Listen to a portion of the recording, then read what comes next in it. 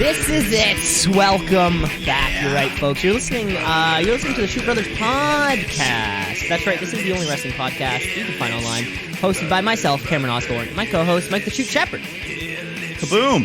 Kaboom goes the dynamite. You know what? It's a hot early summer day here in the city of Toronto, and it's only getting hotter. It's only getting hotter. Now that the majority of our wrestling is happening in South Florida, we can very much so key in on what's happening with the weather down there. Of course, it is hurricane season.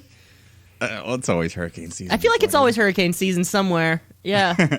But no, it's, like we said, it's hot outside. There's some good wrestling. The pay-per-view schedule seems to be back in the swing of things. What better reason to stay inside in your house? What better reason to stay inside and don't leave your house? Yes, that's the theme of the weekend. That is the theme of the weekend, because that's it the seems pay-per-view. as though with the pay-per-view shows being in-house shows, essentially at full sale or the PC or whatever they choose, we can stagger takeovers and pay-per-views, because WWE, we have Backlash coming up in like 2 weeks from now, but we actually have an NXT pay-per-view this weekend. Yeah. I mean, we went that 6-week stretch after WrestleMania where we're like, come on, give us some pay-per-views. And now they're like, all right, now we get 3 and 4 weeks. So it's fine with me, though. And now, fine with me, because of course we just had Double or Nothing. We do have Fyter Fest coming up. Nothing is more exciting than, we would be pumping up to SummerSlam. Yeah, about this time of year, we probably would have been getting our local show that you and I have been going to every summer, it seems, but it's not this year, unfortunately. Yes, AEW, not this year, unfortunately, because I was thinking about that in the I was thinking about that in the shower today. The interview that you heard with Cody, where he said a pay-per-view would be coming to Canada, and I was thinking I was lathering up my soapy belly, just thinking to myself, would we have gotten All Out or Revolution, and sort of timing that out in my own head when I think that would have occurred. I think it might have been Full Gear even, in October. Full Gear, sorry, that was the one. Sorry, yeah, that's what I meant. Full Gear, Revolution is the February. Yeah. Full Gear. I mean, is if they go with the same names, but yeah, no, yeah, I think it would be one of those two as well. But but you never know. By the time I think Jericho, his next cruise is in February, and he still says plans for that are going. So if live wrestling's back by then, we might get that Revolution pay-per-view. Yeah, we will have to see. Hopefully, oh my God. So many things would happen if we saw AEW live in live in front of our eyes. But, of course, we do have that Wednesday Night War coming on later in the show. We have Raw, we have SmackDown, we have all the things that you know and love. Trivia's back, so I hear. Baby. And but before we get to all that, let's kick off our show with the tweet of the week. It's the tweet of the week. It's the tweet of the week. Of course, Randy Orton just brought a private jet, as we all as we all just heard last week. And this week's tweet of the week champion is this will be their second time winning such championship. Of course, they're gunning towards the Ran Man with his six total reigns, most of all time. But this week's tweet of the week champion goes out to Tommy Dreamer. Tommy Dreamer of ECW violent fame. Yeah. I'm sure you know the guy. So he tweeted out the other day a photo of his gross ass looking toenail. The caption reads, "Didn't think that my first procedure would be an ingrown toenail removal. More pain than barbed wire, a little less than being set on fire." There you have it. There you have it, Tommy Dreamer, with this week's Tweet of the Week championship. And there you go. I've never personally had an ingrown toenail, but it hurts slightly more than being attacked by barbed wire. So, was he being serious when he said his first procedure? That's what he said. His first procedure. Now, I mean, I certainly haven't looked back to see if he's had any surgeries. I mean, because he's been in some He's been in some pretty crazy matches. He wobbles a bit when he walks these days. So, you would think a guy like that's had a procedure. Maybe it was just being specific to the foot. Like I've never had a foot procedure before. Maybe, yeah. And my first foot procedure is an ingrown toenail. It seems impossible. Every wrestler gets injured at some point. But imagine if it's not. Imagine if he somehow. Has never hurt himself in his entire. Yeah, maybe he just rehabs everything. It's like, I'll rehab that muscle. No need. That's what he does. He works a couple dates, takes 4 months off, works a couple more dates, take a few months off. Wraps it up. I'm sure he's at home healing quite well right now. Tommy Dreamer, the tweet of the week champion. There you go. Two-time, baby. Bay. Yeah. That was great. What a way to open up the show with a new championship, changing hands because who's champions on SmackDowns? I don't even know anymore. Well, but let's just get right into it. Let's get right into SmackDown Live. Okay, folks, it's Friday night. It's time for SmackDown Live. It used to be on Tuesday, but then I think it was on Friday before though. No, wait. We used to film it on a Thursday and then release it.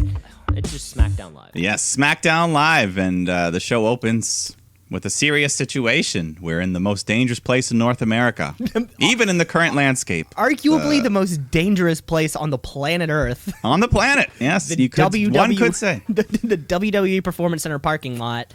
They have done nothing to upgrade security. They've done nothing to maybe, it seems like it's the same shitty black and white camera that they have there. Anytime we cut back to footage, it's always that closed caption, same no shitty sound. No sound.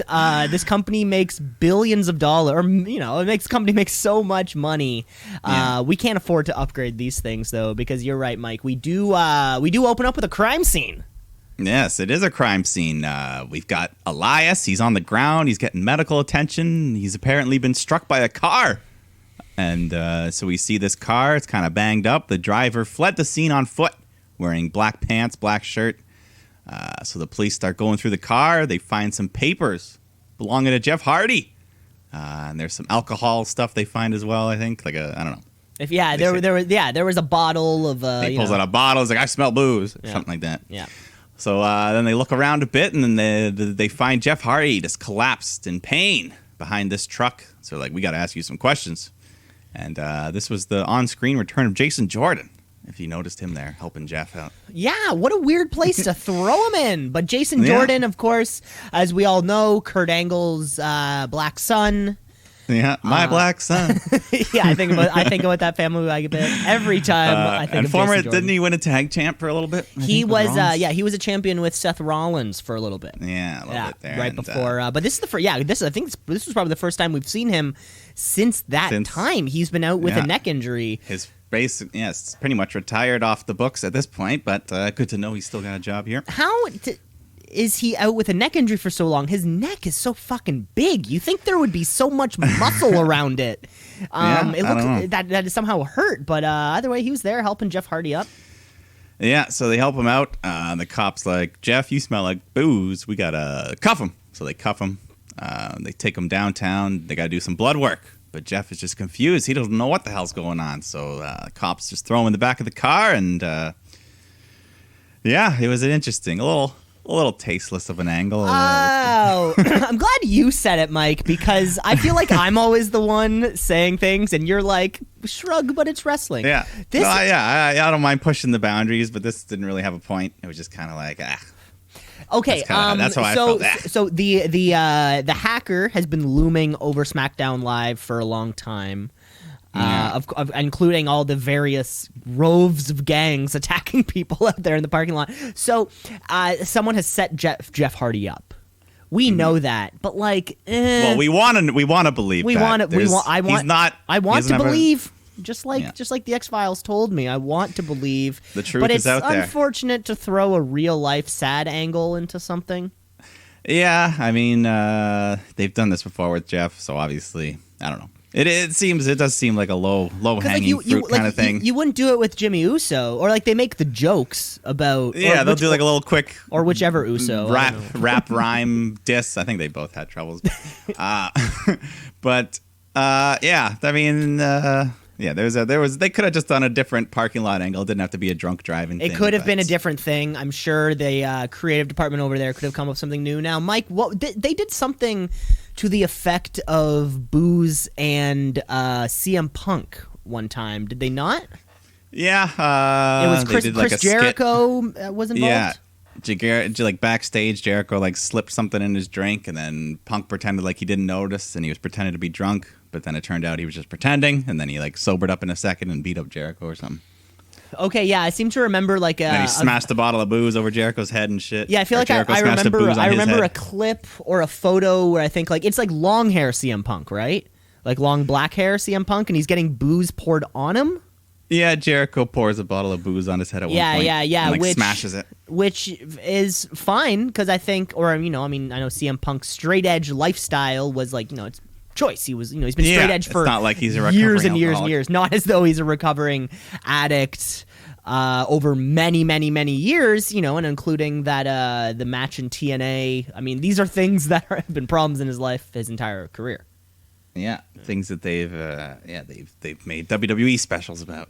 Seriously? Well, I mean, hell, yeah, they spent the past 4 weeks or month or so, whenever it was, bringing Jeff Hardy back with these this extended video package. Yeah, but we'll get to the bottom of this. Hopefully. And then backstage, I don't know who the hell this guy was. This random bald dude just starts addressing the locker room like he's the new leader. His name is Adam Pearce.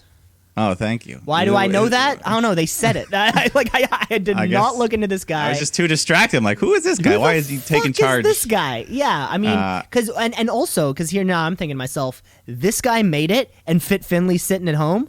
Like that's what's going through my fucking head. Like exactly. It should have been Finley addressing the locker room. Fit Finley all right, lads, listen up. Room, they would have respected what he had to say. So what's his name? Adam Pearce. Pearce.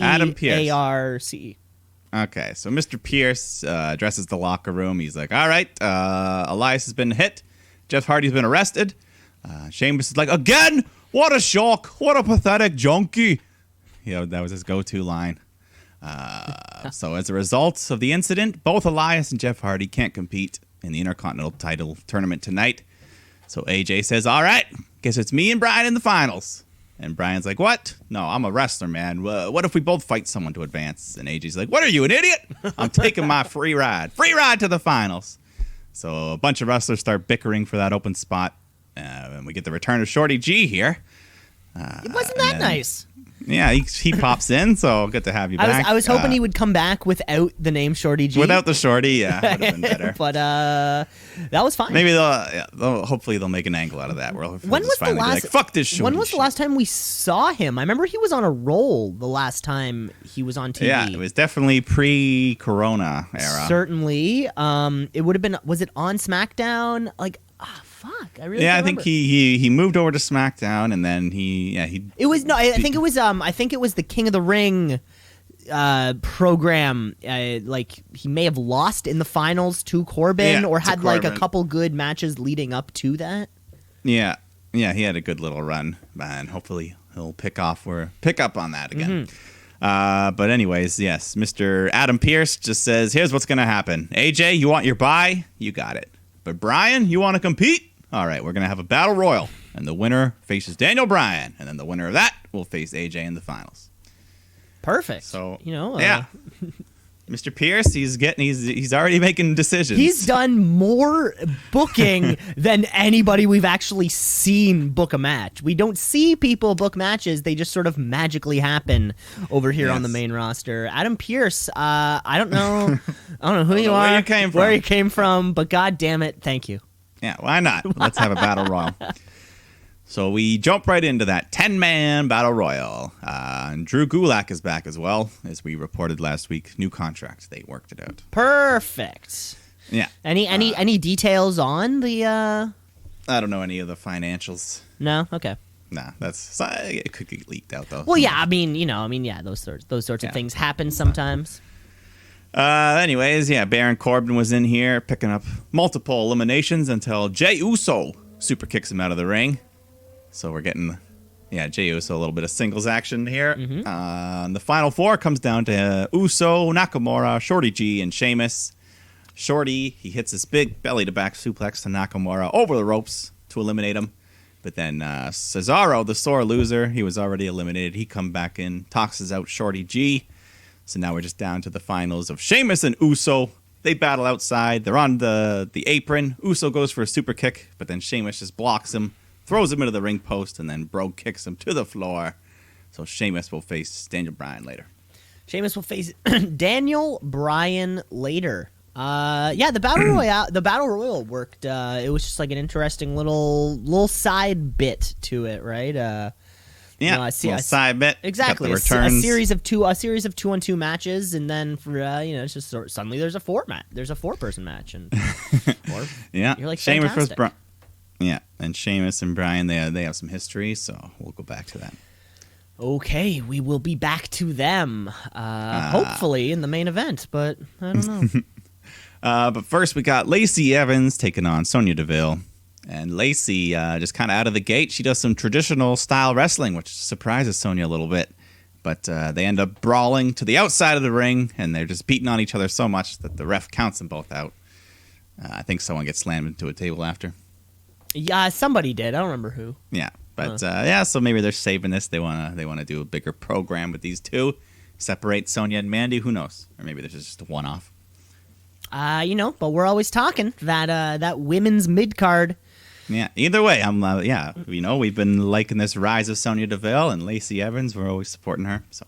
Yeah, because Lacey Evans needs a new foe, and Sonya needs someone who can maybe push her. Yes. We'll see. Lacey, that title run's coming. That title run's coming soon for her. Before the end of the year. Before the end of the summer, maybe. Think so? You think she's next in line over here on SmackDown? Maybe not next, but definitely soon. I mean, yeah, I feel like we didn't really address.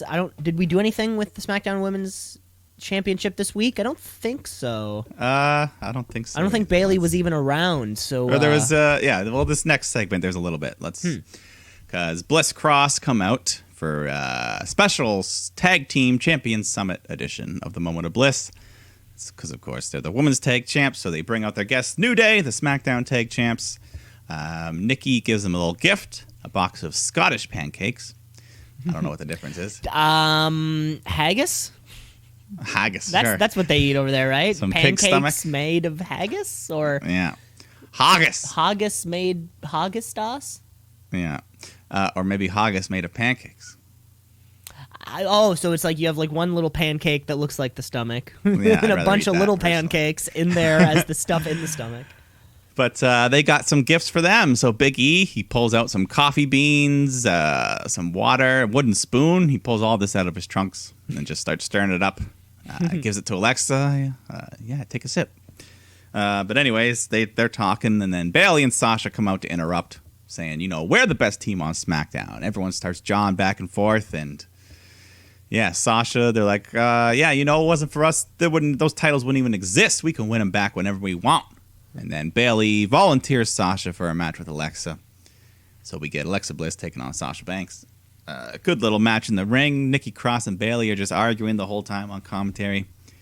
And then eventually Banks hits the big double knee in the corner. And then this, I don't know what I call it, a slingshot pinning combination. She gets a 3 count. Yeah, it looks like a little like springboard type thing. Yeah, it was cool. It was pretty cool. And how often Alexa Bliss does not lose?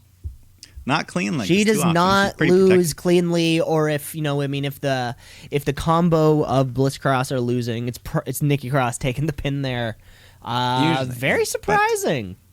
But the boss, man. Yeah, she looked great with that new whatever we're calling it. Thing. Yeah, it doesn't have we'll figure out a name for that. And you're always pretty damn good at figuring it out. I think I need some more looks at that one. I didn't. You just need to see it again, and then you'll be able to put it together. Yeah, but I'm always supporting the boss. So nice to see her get a win here. But let's go. Shorty G's back, and he's taking on Cesaro. They're having a good little match. Cesaro's got the upper hand. He throws Shorty against the ropes, goes for a big pop-up power bomb, but then Gable just flips through, rolls him up, gets the pin, 3 count. Boom. Good finish there. Good finish by the G-Man. The G-Man. Didn't these guys Maybe it was back in that King of the Ring tournament. Like Cesaro was just giving him the spinny for like a minute. Yeah, I feel Shorty G, he just had a bunch of good matches. It may have been Mustafa Ali. It was maybe Shorty G. I can't really remember. But yeah, this was under 5 minutes or something. Yeah, but with two good wrestlers like this, it's still going to be entertaining. And big for Shorty G, getting 2 appearances his week back. Yeah, little win here. So see what's too bad he didn't get back in time to make it in that tournament, but too bad. We'll see. Then we go to Otis and Mandy, who are sitting by the pool, enjoying some champagne. I don't know whose house this is, but it looks pretty nice. So Otis, he wants to go take a dip, but Mandy's feeling sleepy, so she just kind of dozes off, and Otis gets in the water, and she's just getting all hot and flustered watching him. And then we get this parody of the famous pool scene from Fast Times at Ridgemount High. Classic, the classic pool scene. When you think Otis. of the pool dream sequence hot lady scene, you might be thinking of something else, but it's all deriving from Fast Times at Ridgemont High. Of course, yeah. So Otis jumps in, he gets out, he rips off his shirt. Mandy walks up, they make out. Shot-for-shot remake of the famous scene. And then, we snap back to reality, and Otis just yells, "Cannonball!" and does his Anchorman parody. Instead, jumps in the water, splashes Mandy, snaps her back to reality, and she was just like, "Oh, I was having this amazing dream." Then she gets in the pool with Otis, and they make out, and then she does her own, "Oh yeah." Oh yeah. So, she didn't do the grunt though. She was just like, "Oh yeah." Oh yeah. But yeah, it looks like they're enjoying life together. They're a happy couple there. Looks like they're enjoying life together. I think I heard that people didn't like this. I thought this was fantastic. Yeah. I would love it if Mandy and Otis now just do a bunch of famous lover scenes from movies. Like next, I want them to do the Dirty Dancing, prop up Time of My Life, kind of recreate that scene, or maybe Danny Zuko and Sandra Dee doing "You're the One That I Want" from Grease. Just kind of like the wedding singer, the guitar on the airplane with Billy Idol at the end. Or the like a bodyguard thing, like "I Will Always Love You," and Kevin Costner's carrying Whitney Houston's body. Yeah, but don't they get to not end up together in that one? I forget how that one ends. I think he was too devoted to his job. He's like, "I can't be your bodyguard, but will." Okay, maybe not that one. Yeah, just keep. I don't know it that well. That. The song's more famous than the movie. Of course, certainly is. And as Mr. Money in the Bank, you will. Which we didn't even get mentioned. I didn't even see the case. No, it was there. It was there. It was sitting. Okay. It was on the ground, or like. I was too distracted. They had a little table of charcuterie and like champagne and stuff like that, and it was on the ground right beside the table. Okay, I didn't know that was between them because being Mr. Money in the Bank, you're going to get your championship opportunity. Let's get the YouTube clicks as we can, and or while we can, and especially let's keep content rolling.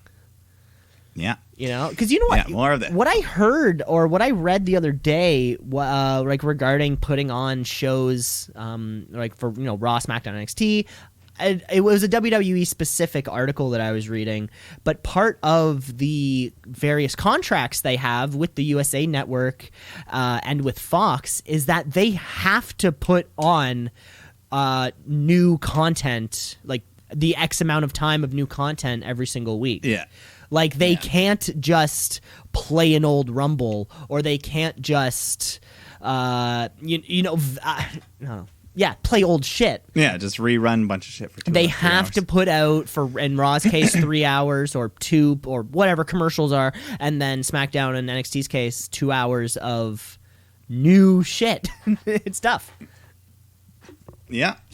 Yeah, that's what they're doing. So yeah. So hopefully, I mean, we know, of course, people or higher ups at AEW listen to this podcast, right? because they're booking some of the shit that we say. We're not sure if the people over at WWE are booking the stuff that we say, but if we do see the Dirty Dancing setup or like a bodyguard thing, we'll know that somebody from that show is listening to this show. Absolutely. We will. Something else that I think I said on this show last week, I announced it first, but Kurt Angle made it official because Matt Riddle is coming to SmackDown. Mm-hmm. So that should be sick. You called it, and I think and it made a lot of sense. There was the fight pit that him and Timothy Thatcher, is that his name? Yeah. Yes. Yeah, Tim Thatcher. Tim. Timmy T. I mean, which is the logical next thing. He's kind of he passed the torch over, and like we say, just freshens it up. Yeah, bunch of cool, Matt Riddle versus Cesaro versus Bryan versus AJ, Gulak, AJ, all these guys. Lots of my God, matches. Riddle Gulak would be insane. Yeah, that would be anything. That would be the coolest non-big name wrestling match ever. Like those two dudes. Well, you could see it next Friday. Who knows? We could. I can't wait to have that whole crowd this just Friday, shouting, tomorrow. Bro. And as long as he gets to still be himself. I hope so. Yeah, don't try to change anything now, Vince. Who knows? Hopefully, Papa H looking after him. I hope. Papa, hopefully. Let's get to the main event because we have Daniel Bryan taking on Sheamus, right? In the recalibrated. Yes, the brackets IC have been. bracket. What's the word? Reseeded. Yes. If you will. Yes. The wild card has jumped in. Wait, wild for cards some are reason, back? The wild card gets a bye. Well, no. But yes, Daniel Bryan versus Sheamus in the semifinals. The winner will face AJ for that Intercontinental title. So, we got the big bad Sheamus playing the bully in this match. But Daniel Bryan, he's got the heart of a lion, and he fights back. So eventually, but Sheamus, he gets his way again, and he's lining up. He's ready to hit the brogue kick when Jeff Hardy comes out to ringside, yelling at Sheamus, which distracts him, and then Bryan hits his running knee, gets the 3 count, so he's going to the finals. We're getting another sick match of AJ versus Bryan, which we saw a few years ago, but now the roles are reversed. Now Bryan's the babyface, AJ's the heel. Wait, when did we... Oh, right. Yeah. The new Daniel Bryan. The new Daniel Bryan. That was the debut of the new, and he kicked him in the balls, won the title. Won and got the belt. Oh my God, wasn't that just the best? That was awesome. Oh, yeah, that was some of the best. That was some of the best shit I've ever watched on TV. SmackDown. Yeah, that was great. And what year? I guess that was SmackDown in the late 2018s and all of 2019 was just insane. But yes, so we're going to get that. Roles reversed. But then after the match, Jeff Hardy's going right after Sheamus, starts pounding on him, sends Sheamus running. Jeff stands tall to end the show. So it seems like Sheamus was the one that set him up, and Jeff knows it. And also, it seems like Jeff Hardy was able to be processed at the police station and then return. Yeah, maybe they got him there. They did a breathalyzer there. You're clean. Okay. Yeah, that's a good point. You will probably have to explain it because... I mean, what do we think the closest police precinct is to the PC? Clearly, it's very, very far because people keep getting attacked in the fucking parking lot. There should be a police station directly across the street. And Florida's crime rates would just skyrocket. And that's saying something. Maybe it's just because it's Florida. There's like, man, we got so much other shit. We have so many meth heads to deal with. We can't deal with these wrestlers beating the shit out of each other. Zombie meth heads. We don't have time for that. Yeah, remember that one? That was scary. Yeah. Bath salts. That was when the world learned about bath salts. Yes, and then every there was this glory 6-month period, 7-month period maybe, where every comedian had a bath salts joke. It had made its way into television.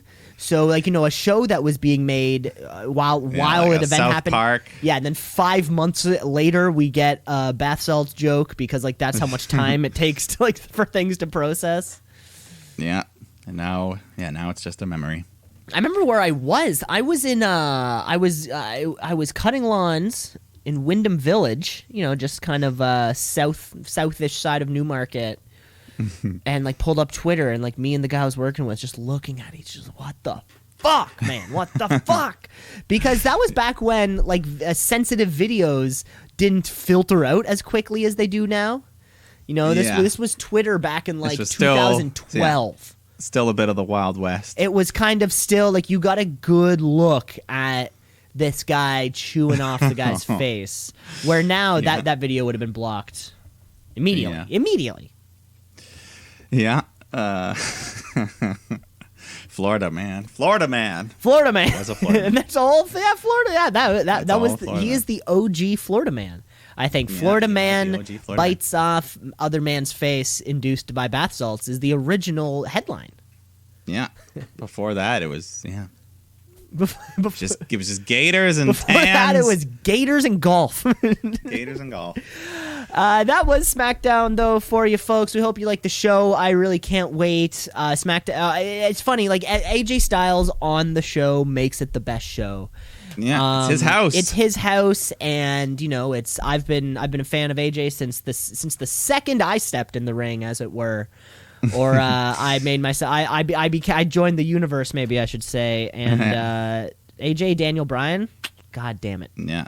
That's going to be fantastic. It's going to be fantastic. You know, just a couple days after SmackDown, though, the show keeps going on because, like we said, WWE has to fill 2 hours of original content every Friday night on Fox, but every Monday night, they have to fill 3 hours of original content on Monday Night Raw. Let's get raw.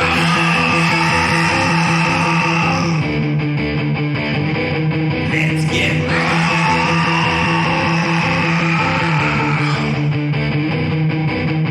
Not to be confused with Monday Night Live, which I believe I called it last week. Which isn't the case. But another big show. What's Drew McIntyre going to do?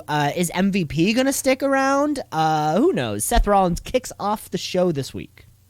Yes, the Monday Night Messiah is here, and he talks about Rey Mysterio and how he's going to be on the program later. And something tells me he's not going to be able to formally announce his retirement, so he's taken it upon himself to handle that. And he plays a little video tribute to Rey, which ends with the eye-poking incident. And Seth just says he would be honored to induct Rey into the Hall of Fame when the time comes. But then Aleister Black comes out, he attacks Rollins, and they've got a match scheduled, so let's get to it. Thank God to Aleister Black, Mike. What am I always asking? Why aren't these good guys back there coming out and just beating the shit out of all these bad guys? They're doing so much bad stuff all the time. No one's ever sticking up for anybody else. Aleister Black, you're sticking up for Rey Mysterio. And last week he stuck up for the other guy, Humberto. He did, Humberto Carrillo. Yeah. So Aleister Black's turning into Black's like a good guy. The good guy. Good guy. He's like a Batman. You know, he's dark and brooding, but he seeks justice. That's all he wants. All he wants is justice. And he loves tattoos. And tattoos. So do we. And he's got a nice wife. That's also true. And what better way to work? A coworker. Work with your wife. You know, Candace and Johnny, Keith and Mia.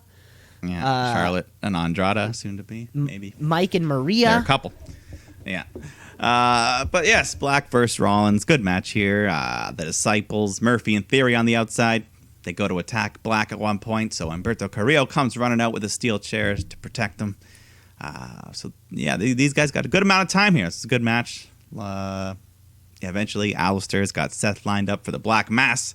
So Murphy and Theory, they jump on the apron, but Carrillo goes after them. They start fighting. But then, Seth tries to roll up Black during all this commotion, but he escapes, rolls up Seth with an Estrada cradle, gets a 3. So big win for Aleister. A big, fast-paced win. Oh, yeah, a lot of shit going down there towards the end. Yeah, a lot of chaos on the outside, and then after the match, they're sore losers, so the heels just beat on Murphy and Carrillo. Mm-hmm. Or, no, wait. I got the names wrong. They beat on Aleister and Carrillo. Yeah. So the heels beat on them. And then we get new United States champion Apollo Crews comes out for an interview with Caleb Braxton. And they talk about how Apollo gets to choose his opponent for his first title defense tonight. So he says there's a big list of guys I want to fight, but this guy, he's truly deserving. So let's bring out Kevin Owens. So Kevin comes out. He's grateful. He's happy, but sorry, buddy, your reign's going to be short. And then I noticed again. Jessamine Duke in the crowd. I think she's got to be the biggest Kevin Owens fan. Oh, yeah? Big KO fan?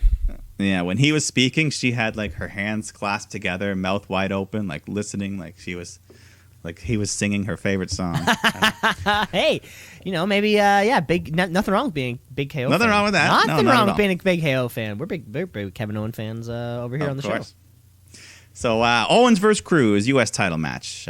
These guys just have a good match. Two big men that can move around quickly. They're having a good match until Andrade and Garza come out, attack both men, causing the no contest. And also noticed Zelina Vega sporting a bit of new haircut here. Little bangs and little puffs on puffball, a little Chun-Li looking thing on her head. Oh, really? I didn't. I don't think I noticed. I don't think I noticed a difference in the hair. I like it. It's her second Street Fighter inspired look. Oh yeah, no, she's done this before, right? Or she was a Mortal Kombat. First she was a Mortal Kombat character. She's done a couple, yeah. Yeah. I mean, it might have just been a coincidence, but that's what I'm taking it as. Okay. Chun-Li from Street Fighter. Chun-Li.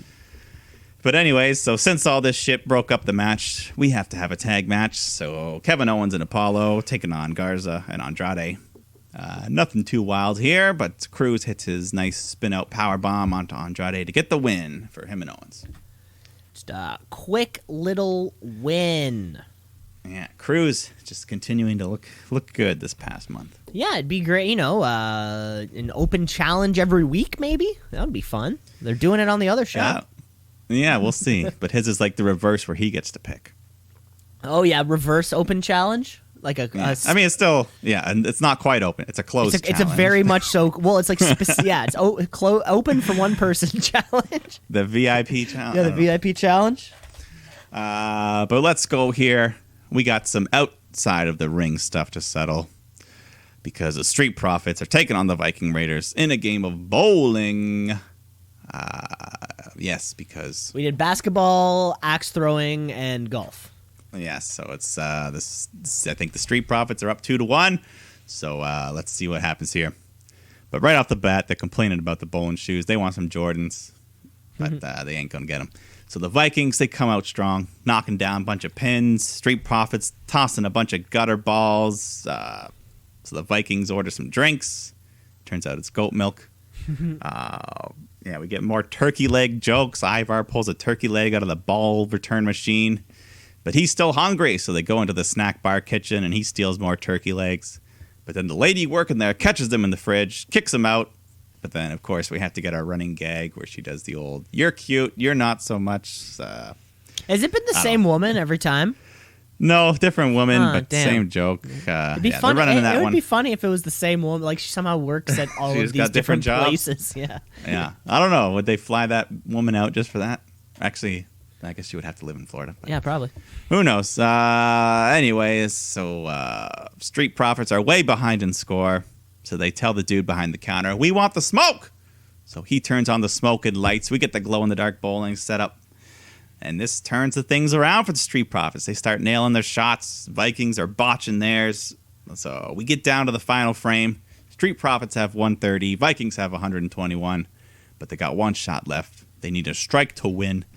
So for the last shot, Ivar grabs the ball. Eric grabs him and slides him down the lane where he releases the ball and gets a strike to put the Vikings at 131 and win the match. Although the last shot shouldn't have counted because it was a violation crossing the line. I was also going to say, isn't that like a bad bowling score? It is pretty bad. I think 300 is the top score, right? Perfect. That's the Simpsons episode. I remember that. Yeah, 300 when he hits a perfect game. So I think 131. I feel like I could bowl a 131. I mean, I don't know. I don't want to say I haven't gone bowling. The scoring in bowling is also really weird. The way it like compounds up. However it works. Yeah, I don't know. I just feel like I could at least do that. Yeah. No, we definitely could. It's not that good a score, and the final shot shouldn't have counted because he was like way down the lane. So yeah, all the shows they have their own ongoing non in the ring segment. We just had the Otis Mandy Rose. We have the Otis and Mandy Rose going on the other show. Yeah, we got this happening on this show. Do you have which one you prefer? Maybe. I mean, these probably Otis and Mandy. These sports things, they're okay. They have little moments, but overall, it's a little, I don't know. They make it work, but it's not that funny. Yeah, it's like I can tell you're trying to make it funny. Yeah, it's like they're entertaining enough that I can get through it. But nothing that there's no Chris Jericho with a pylon on his head. Nothing that really makes me laugh. Nothing that is actually going to make me laugh. Yeah. Like Chris Jericho with a pylon on his head going, Yeah. But anyways, the win stands. The sports series is tied 2-2. So, of course, we're going to have some. I don't know if they might as well make it a best of 7. Yeah, at this point, it might as well just be 7 games or 8 if we're doing the Summit Series. That's always weird, though. Isn't that weird? Tied. Like, I don't know. Anyways, I'm not going to talk about it. Anyways. Let's go on here because we got Billie Kay taking on Nikki Cross in some singles action.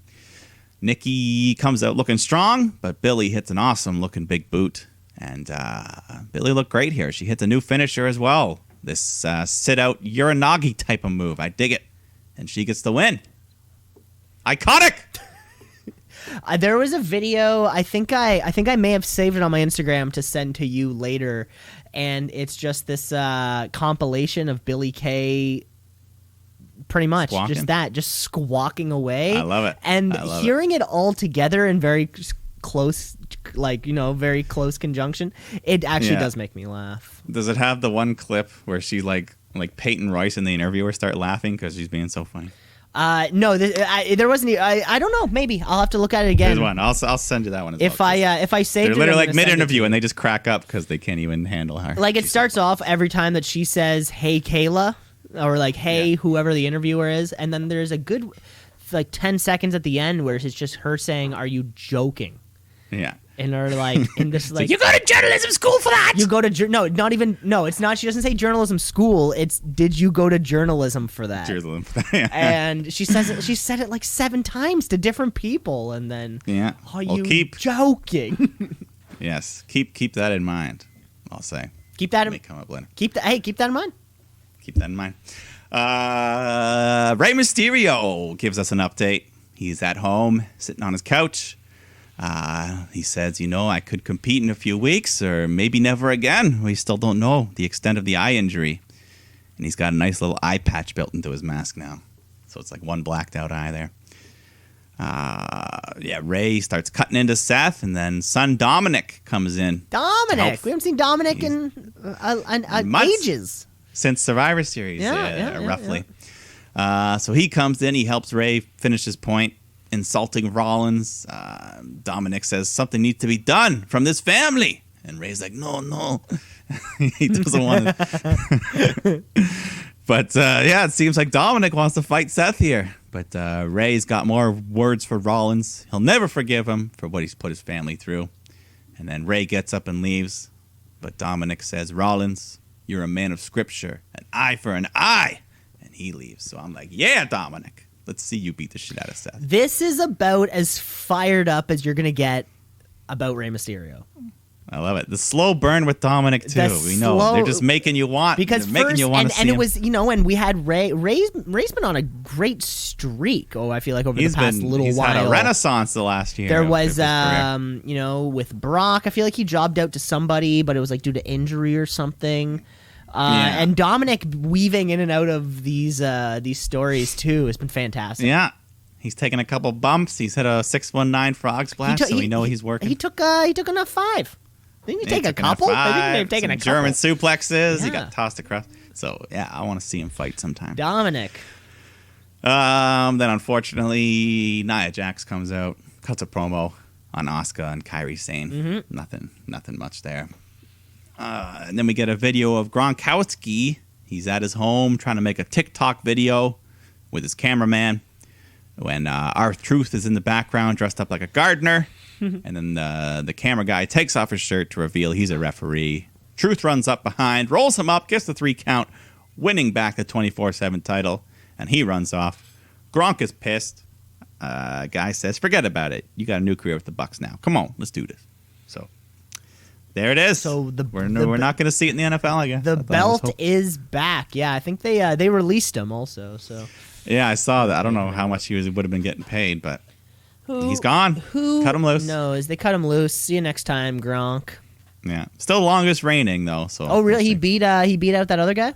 Riddick Moss, yeah. Riddick Moss. But who knows? Maybe Truth. They haven't been doing shit with it, so he could just hold it for 3 months now. Who knows? Like the longest reigning, like single reign. Single reign, Okay, not yeah. combined. Because I was gonna say, I don't think anyone will ever. Yeah, that's Truth, Truth, baby. Yeah. Baby Truth. He's baby Truth. He's the what? I guess he's the Raven of the 24/7 championship. Yeah, well, he beat Raven's record of most titles in WWE, so. Oh, really? He's the truth. That's funny. I didn't know that. But then we go back to the ring. Nia Jax taking on Kairi Sane. Poor Kairi. She comes out looking strong, looking like the great baby face until Nia throws her into the steel steps. Kairi slams hard, legit. And they cut this part out on TV, but she ended up busting her head open. Busted the heck open. They stopped the match. They had medical people check on her, but since this one wasn't live, I guess they could edit it. But fucking bad Nia Jax, another fucking reckless move. She hurts Kairi Sane again. Like it's at the point where like we can't talk about it anymore on the show. Like what's the point of talking about any of like what like I don't know what's the point. I don't know what's the point. Like I'm listening to the Observer, and everyone's just done.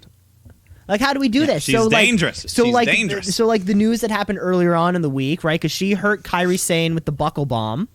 Yeah, and that was like 2 weeks ago. And then WWE bans the buckle bomb, a move performed by a lot of people very, very safely, including one of your top superstars, by the way, on your pro. You just took away one of Seth Rollins' kind of like finishing sequences. One of his signature moves. One of his signature moves, all because Nia Jax is doing shit that's not safe. Yeah. Like now are people not going to be able to throw into the stairs now because of her?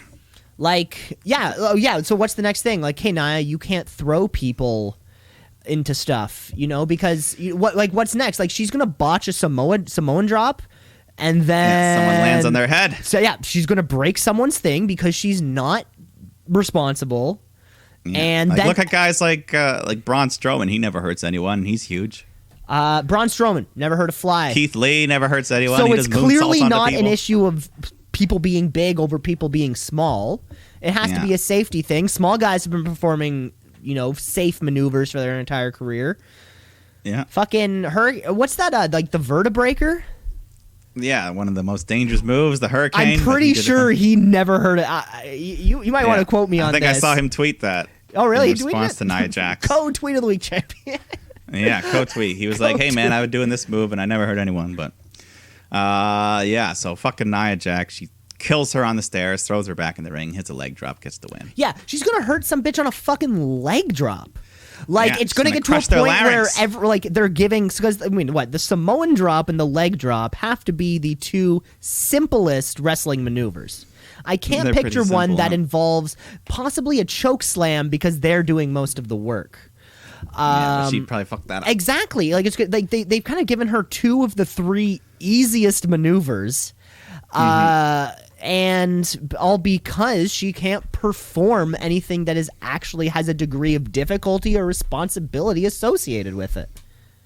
And even though she's big, she's not even that strong. She's not even that strong. Yeah. My God, folks, if you're feeling as fired up as I am right now, go back to the 2018 Rumble and just rewatch her just taking fucking RKO, 619 super kick, and there may have been one more. Great. May have been one more. And listen to the crowd pop; they all love it as much as we do. That was the biggest pop of Nia Jax's career was when she was just taking everybody's fucking finisher. That's how little I think she is liked. Yeah, and I saw Kairi tweeted out a picture after the gash. It was pretty good cut on her forehead there. Wow, and just be good at your job. Like, because I mean, it would be safe to say that if you or myself, Mike, any of our listeners out there were as poor at their job as Nia Jax is at hers, it would be safe to say that we would either be reprimanded, possibly let go, fired in some kind of way. Furloughed, if you were. Like, if I'm an AV technician and then I can't mix bands and I can't set anything up and I don't know what I'm doing, it would be safe to say that my boss would probably go like, hey, Cameron, nice guy, but you don't know what you're doing, so we can't have you work here. Safe to say, and it would be totally reasonable. Imagine if... What if you were the cousin of someone really famous? But now picture... Now picture my cousin is the best AV technician to ever live. Yeah. One of the biggest draws of AV tech. This guy's doing U2. This guy's doing AC/DC, Rolling Stones. And in that case, I might still have a job. Yes, unfortunately. But let's go on here. We've got two women who don't fuck each other up on purpose. Yeah. Anyways, good wrestling, good women. Charlotte Flair's taking on Asuka. These two have some history. We just get more good wrestling out of them. At one point, Asuka gets knocked to the floor, and then Nia Jax comes out because she's not done. She comes out to Asuka's music. She's mocking her entrance. She's got the mask on, the face paint. I know. And this distracts Asuka. But this distracts Asuka long enough for the ref to reach the 10 count, ending the match. And then Nia attacks Asuka, lays her out. And that was her destruction for the week. Yeah, it was just like a bad finish after a classic Asuka Flair banger. Reversals, submissions, near falls. Yeah, and then I guess they didn't want either of them to lose, so this was their way out. Yeah. But Nia ruins everything. That's the meme. Is that the meme? Yeah, Nia ruins just a photo of Nia Jax and then something shitty happening behind her or something. Yeah. Main event time, though. Drew McIntyre is taking on MVP. And, of course, we got Lashley in MVP's corner. But then Lana comes out as well. She's still involved with this. Okay. It's been a few weeks, still married. I'd say. Yeah. Oh, yeah, we didn't actually have an official divorce angle. No, Lashley's just kind of avoiding her and hanging out with his buddy all the time. So. Classic. Like, hey, we're married. Something's going to go wrong in your relationship as soon as that person hangs out with their best friend all the time. Yeah. So Drew, back in the ring, makes quick work of MVP. He's got him lined up for the Claymore. So Lashley just pulls him out of the ring. So Drew decides to hit a big toe-bacon hero, flipping over the top rope, taking out both men on the floor. And then he throws MVP back in the ring, hits the Claymore, gets the win. But then right after, Lashley just jumps in, locks in the full Nelson. And then we just kind of end the show on that. The show fades to black, as it were. Yeah, as Drew is in the master lock. Maybe they ran out of time. Who knows? It is what it is. But it's weird. Like, Lashley feels like one of those... He feels like a thrown-in rival for the champion, especially like right after Mania or after Money in the Bank, when we're sort of waiting for things to keep making shape. There always has to be somebody thrown in that time. Usually it's Braun Strowman, but he happens to be the champion on the other side. He finally caught a bone. So hopefully this match is really good, because I think it could be, even though the building seems a little lackluster. Yeah, it could be a good match. I don't see it as like I don't know what the hell the main event is. The main event going to be the greatest wrestling match ever? Oh my God, Mike! I sure as hell hope the main event. Because I'm sure they mentioned it on this show, but we didn't really. They did. I think there was a quick little Randman or Edge promo recap thing. It's the same promo, so I don't need to say. Yeah, they've been doing it since the Rumble, I think. Yeah, exactly. They've been doing the promos. I've got grit. No, you don't got grit. What is grit? I've got it. No, you don't. Yeah. And that was your Monday Night Raw, folks. Yeah. Which is another fun show. Except when you see Nia Jax. Let's not even talk about it anymore. Let's not even talk about it anymore. Let's take a break right here and come back with what I can only assume. Now, I haven't heard what your trivia topic is, but I can only assume will be a Nia Jax less second half of the show. Hopefully, yes. Hopefully. I don't know what your questions are. Hopefully she doesn't come up. Mike, let's take a break. We'll be back real soon. Let's shoot, yeah, let's shoot, yeah, let's shoot, brother, yeah, let's shoot, yeah, let's shoot, yeah, let's shoot, brother, yeah. Hello, you're back? Yes, hello. So I'm trying to figure out why the Summit Series was 8 games. I don't know. It doesn't really say. So Game 3 was a tie, and they didn't go to overtime, but I don't know why. I'm trying to... Maybe that was like a rule they agreed on? Was just like... I don't know. Yeah. Yeah, no, I have no idea. I mean, it makes sense that they went to... because, so, like, Canada won 4-2? 4-3, sorry. Canada won 4-3, so it makes sense in that, like best the last of 7. game mattered. Yeah, it makes sense in that best of 7 kind of series, but... Yeah, I don't know. The tie made it work. Who knows? Yeah, who knows? But... Because where would they have gone for Game 8? I don't know. Huh. I'm sorry. No, I don't know. 1 p.m. Eastern. No, it was in Russia. Sorry. Okay, I gotta get off this Wikipedia page because I could just fall into a hole. I know it. Yeah, I think there's documentaries you can watch. Yeah, probably. Yeah, I'm just gonna fall into not even just like a stats hole. That's exactly what it's gonna be. It's gonna be who was on the roster, who got the most goals, how'd Phil Esposito do? Because I know they switched around their goalies, or like there was a bunch of people that kind of flew in and out of those games. That is something I do know. Yeah, and like bigger guys, like Phil Esposito only played in like 3 of the 8 games or something like that. Maybe it was Tony. I don't know. I don't know. Anyways, kicking back in with the show. Excuse me, trivia, and then we'll keep going. 5, 4, 3, 2.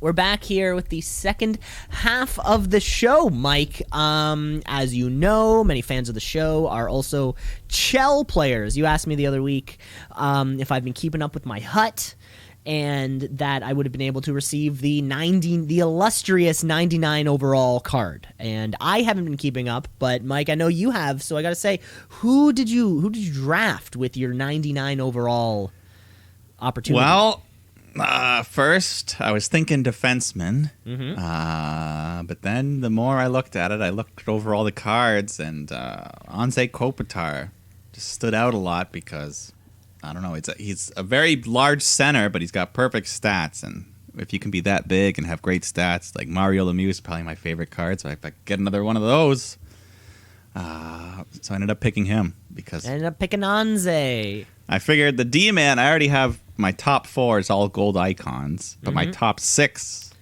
in forwards could still use another high 90s, so I figured they'd get more ice time rather than having a third-line D-man. I can have a top 6 forward. So how many 99s do you have now? I guess 3, well, yeah, Gretzky, Lemieux, and Kopitar 99, and then there's a couple other gold icons that are like 97, 96, like the Lidstrom, the Chelios, the Potvin. And Mike, and you've been playing Hut for years. Where would you say this current team ranks on your personal all-time Hut rosters? It's probably, in terms of just like highest stats overall, it's probably the second best. Oh yeah, what was the winning season? Last year, by the end, every card was a 99. Ooh, baby, you think you can get there before that was just the way it worked. I think last year was easier. Oh, it was easier to get there. Okay, I understand. Yeah. Like now, a lot of the cards, like Joe Sakic, he's maxed out at a 97. He'll never go higher. Whereas last year, they were all 99s. You would have a Ray Ferraro 99, a Sakic 99, a Tim Horton 99. Oh, that's not cool. Yeah, everyone got to 99 eventually. Well, all the legends, like Sundin 99, all those guys got there eventually. So this year, there's more variance. Overall, it's fine because all their stats, like all their speed and shooting stats are 99 anyway, so it doesn't really matter. I don't care if he's if a defenseman has 70 face-offs and 30 fighting skill. It doesn't matter. They should probably have a 70 face-off. Yeah, but that's how they weigh down the averages to take away the 99 and still have it be like a top card. Of course, but, yes. That's the Hut team, though. Did you ever end up investing hard in that goalie card? No, we definitely have some money in the bank still. As soon as we got Call of Duty, it was just took over. It just took over our game time right? Yeah. Because now, similar in the Hut, where you have the team you're upgrading, in the Call of Duty, you have the guns you're upgrading. Yeah, you're leveling up and and specifically the camouflage that you can put on your guns. See, gold is very hard to get. Platinum is even harder to get. Damascus is even harder to get. Obsidian, like there are these these. So we have our own goals, just in a different game. yeah. I'm also a couple days away from getting that free 96 overall icon for the daily login. Oh yes, the daily, just getting your reward packs. Yeah, someone who's just gonna burst their way onto your starting roster for sure. Yeah, I was looking at the lists. I think I'm hoping for either Sundin or Leech. Okay, so it's a gold icon. It's a 96 Yeah, gold it's icon. a 96 gold icon. So whatever the list of 10 or whatever they're already out, one of those it'll be. That's fantastic. That is fantastic, Mike. Glad to hear your Hut is coming along. Yes, but it is the dog days of summer are coming though when the drive goes down. Every weekend though, I've been playing the EASHL with the buddies online. And how's that been going? It's going mostly well. Actually, last week Lewis bought the game this late into the season, and he joined the team. Bought NHL 20 a mere months before the new one's probably going to come out. Well, yeah, but so we let him hop on the team. He played left defense. He did okay, a little sloppy here and there, but overall better than I thought, considering he hasn't probably played in a couple years. Yeah. I think he got 1 assist. But Well, yeah, it's fun. It's fun though, playing with your buddies online, joking around. It's a good mode. I wish all sports games had that mode where everyone could just pick a position and lock in, and it's like you're playing the real thing. Yeah, you can do that in that's the only way to play with people in 2K online. Yeah. And Yeah. can you Or you can play one like team v team, I think, but the majority of the way you play is you just occupy one person. one position? Yeah. And then if the computer has it, you just like press the button to call for pass and shit. Yeah, it's always a good idea to be a point guard because you'll be given the ball first, so that's always a good someone. But if you're playing online just with strangers, there's more often than not every position will be filled. Okay. Well, that's cool. I like that. Isn't that neat? When it's online. Because it gets confusing when there's like 4 people playing but 5 positions, so you're always swapping one guy here and there, and you don't trying to switch to someone else. No, I see what you're saying. saying. Like in Chell, you're trying to switch to the D-man, and it switches to the left wing, and you're like, fuck. That's why you got a position lock. Yeah. I'm an advocate for it. I'm pro my name is position Mike lock. Shepard. I am a position lock advocate. Yes, we I believe in being able to lock onto your position in sports games, so there isn't the confusion of who gets what. But I'm also pro-choice. If you choose not to, that's your decision. Yeah, or you're just given the choice. I mean, I am also pro-choice. I believe you should be able to choose whether or not you can position lock in Shell. Exactly. And 2K. And NASCAR, I'm sure. Anything. Yeah, if you want to play pit crew in NASCAR, you just want to lock in as the tire Yeah, I want to be the either the tire driller or the one who rolls them in and out. That's your action. Then you wait for 30 minutes for your next 5 seconds of glory. When your next pit crew moment. Yeah, and you just got to hope you don't get nailed, because that happens sometimes. That has happened. Those guys just... That's why you got to practice. That's why you got to train. Yeah, just I saw some kid hit a guy at go-karts once. Those are bad because that takes you out at the knees. Oh, yeah, right at the shin. Right at that the hurt. shin bone. One of the most painful spots on the body. Did the guy flip over the car?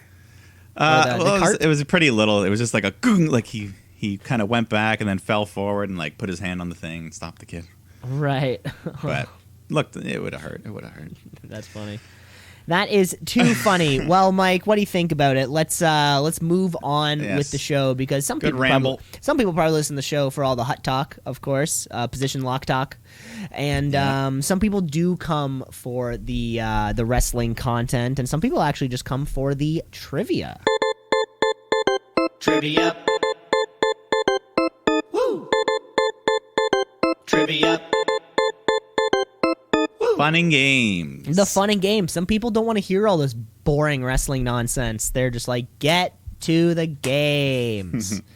Mike, I've got a bunch of questions for you this week. I think 7. Well, I got a bunch as well. I got 11. Oh my! 7-Eleven. What? Woo! Ding ding. The brought to you by- 7-Eleven championship. Well, Wow. Mine are quite simple this week. Mine are Some also quite very simple. easy. Well, you know what? You have a few more than I do, so how about you kick it off? Yes, I'll kick it off. Some of these, I know you're gonna get. Okay. But they start off pretty simple. So, anyways, the theme is catchphrases. You know, wrestlers. Many of them have catchphrases. Yeah. Some of them, you know, a wrestler can take a 3-letter word like yes, and just turn that, make it his own thing. Of course, I'm referring to Daniel Bryan. Yes. And yes, no. is he? So what I'm going to do is speak some phrases, and you got to say who said them. Okay. And if you have trouble, maybe I can add an impression or two. But for most of them, you probably won't. So need it. you're hoping that I'll have trouble, so you can add an impression or two. No, correct? maybe at the end. But for these stars, we're going to start off simple. Okay. Here's the catchphrase. What you gonna do? That is. It's the way you're saying it, like That's the game. If I like- say it a certain way, you'd get it right away, right? hey, what you gotta do? Yeah. What you gonna do? Those are What the words, you- right? Yeah, what you gonna do? Is that? I think that's something that Stone Cold would say. No, What you gonna do? like I can picture the, you know, what you're gonna do when I can picture it. I'm gonna say it's Yeah, Stone Cold. you- Yeah. I wouldn't say Stone Cold though. I would not say Stone Cold, but what you want me to tell you? No, who would say it? No, give me a second. What Who you would gonna say do? Oh no, I think that's The Rock said that. No. Damn it. Yeah. You know it. I know you know it, but Maybe I'm One just more strike thinking and of you're like out. a different promo or something. it's the start of every promo. What you gonna do when ba ba da? Oh, are you thinking? Are you trying to get me to say like what you gonna do when Hulkamania runs wild on you? Pretty much. Oh, Hulk Hogan then. Yeah. What you gonna do? He would intersperse. Sometimes he'd say, "What you gonna do when the Macho Man and Hulkamania?" He'd always change it. Shit. Okay, no, I must be picturing. I'm picturing like a specific Rock promo where he said the same thing. I think that's where I'm. He might have. It might have been a promo on Hogan. May have been. But let's go to another one here. See if you get this. Here we go. You just made the list. Oh, that's Chris Jericho. Yes, that one is Chris. Just made the Jericho. list. Yeah. The list of Jericho, man. That dude got a notepad over. Yeah. He got a clipboard over. That guy can do anything. All right, give me one. Okay, I'll give you one of my questions, Mike. This week, you know, of course, sometimes this is a wrestling podcast, so a lot of the questions are wrestling related. But Mike, I have a few questions that actually aren't wrestling related, believe it or not, because all of this talk on Monday Night Raw has got me thinking. Because we're about in a few weeks, we will be experiencing what will be the greatest match of all time, the greatest of all time, the GOAT, as they usually say, right?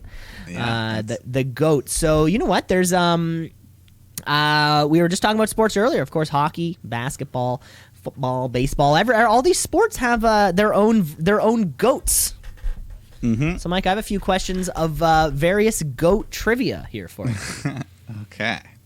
We're gonna come up easy with this one, Mike. So we're kicking off Wayne Gretzky, Yes. who I think we can all agree is probably the greatest hockey player of all time. Played 21 seasons. And out of those 21 seasons, even though he only spent 10 of them in Edmonton, Mike, how many Stanley Cups did Wayne Gretzky win? I'm gonna say 4. Ding, ding, ding. The answer is 4. That's right. Messier won one without him. Yeah. A few short years after, maybe like the year after, I think. But Yeah, Gretzky never won again. I'm going to give you another one. Okay. Like I said, he played for 21 seasons in the NHL. Mike, how many times did Wayne Gretzky win the Hart Memorial Trophy as the league's MVP? I'm gonna gonna say 6. Higher. 9. There you go. Perfect. Wow, you didn't go to 8 or 10 or something. That's What's right. wrong Wayne Gretzky won 9 MVPs, which is the most out of any, the most out of the the big uns. No football players ever won 9 big MVPs. 4. No basketball players won MVPs. Well, no baseball players won them. Jordan will tell you he should have. I don't know. No, he'll tell you. I'm not saying. Oh, he'll tell you. Right. Yeah. Okay, back to you. All right. Some catchphrases. Here we go. What's up? What's up? Our truth? Yeah. So they're simple, but yeah, that's there it is. All right, Okay. Next one. You've got to be joking me. See, I was thinking Billy Kay because I was watching those videos. Okay, so I got to think if there's somebody else who would be doing it. No, just go with your heart. I'm going Billy Kay. Yeah, it's Billy Kay. That was it? No way. She is so funny. You got to be joking me. It's lucky that it's lucky you just watched that video. What are the odds? Yeah, seriously. All right, let me give you one more here. Okay. Have a nice day. Have a nice day. I know there's the John Bon Jovi song called Have a Nice Day, so that'll be my Yeah. fallback. It's probably around the same time, maybe a little bit earlier. Have a nice We'll say late 90s, early 2000s. Have a nice day. I picture it being something ironic, like somebody saying it ironically, so they're a bad guy saying "Have a nice day." That's just kind of what I picture. I'll give you. It was also the title of his book. I know that doesn't help. He was a New York Times best-selling author. If it doesn't help. No, that doesn't help. Have a nice day. day. I mean, he was genuine when he says it, Okay. but he was kind of, You know what? I got nothing on this one. I got nothing. That's okay. It was the catchphrase of mankind. Okay. Mick Okay. Foley. Yeah, and his book was titled "Have a Nice Day." It's an autobiography, great seller. But the modern Mick Foley doesn't say it too much, so that's why it's a bit harder. Right. They go up in difficulty. Right. He doesn't say just have a nice day to people now when he's on television. Yeah, but Right. he used to walk up like, "Have a nice day." He would say it to a heel he was feuding with, and the heel would get steamed. Right. They'd be pissed off. Like, "Don't tell me to have a nice day." And then he got a sock shoved down their mouth. Okay, Mike, ready for your next question? Yes, the greatest. The greatest of all time. We're still talking Wayne Gretzky, though. That's fine. Love some hockey. So Wayne Gretzky played 21 seasons in the NHL. My question for you is, how many seasons did Wayne Gretzky win the Art Ross Memorial Trophy for amassing the most points in a season? Yeah. It's probably pretty close to the number of hearts. Let's say 10. 10 even. Yes, that is correct. Woo! So like almost half his career. Yeah, pretty much. Wild, eh? Pretty much. Wild, the eh? first half. Favors the first half. Yes, very much so. Like any. Yeah. I think there's a couple in those Kings years. But okay, but we're moving on from hockey though. We're moving on from hockey. So we just All covered right. our hockey goat. Moving on to golf. Oh. Moving on to golf, and of course, someone who's been a sports figure for our entire life, Tiger Woods. Yeah. Tiger yeah. Woods may have one of the coolest names in sports. But Mike, my question for you is, what is Tiger Woods' actual birth name? I've heard it before, but We've all heard it before on a Jay and Dan type show or Is it- something. so is it just like a simple one-word name? It's not like this. Well, you can give me first, middle, last if you like, or necessar- like, if it's you not like just a- know the first. Yeah. Yeah. I don't know. Could I get a first letter clue? First letter of the first name, E. E.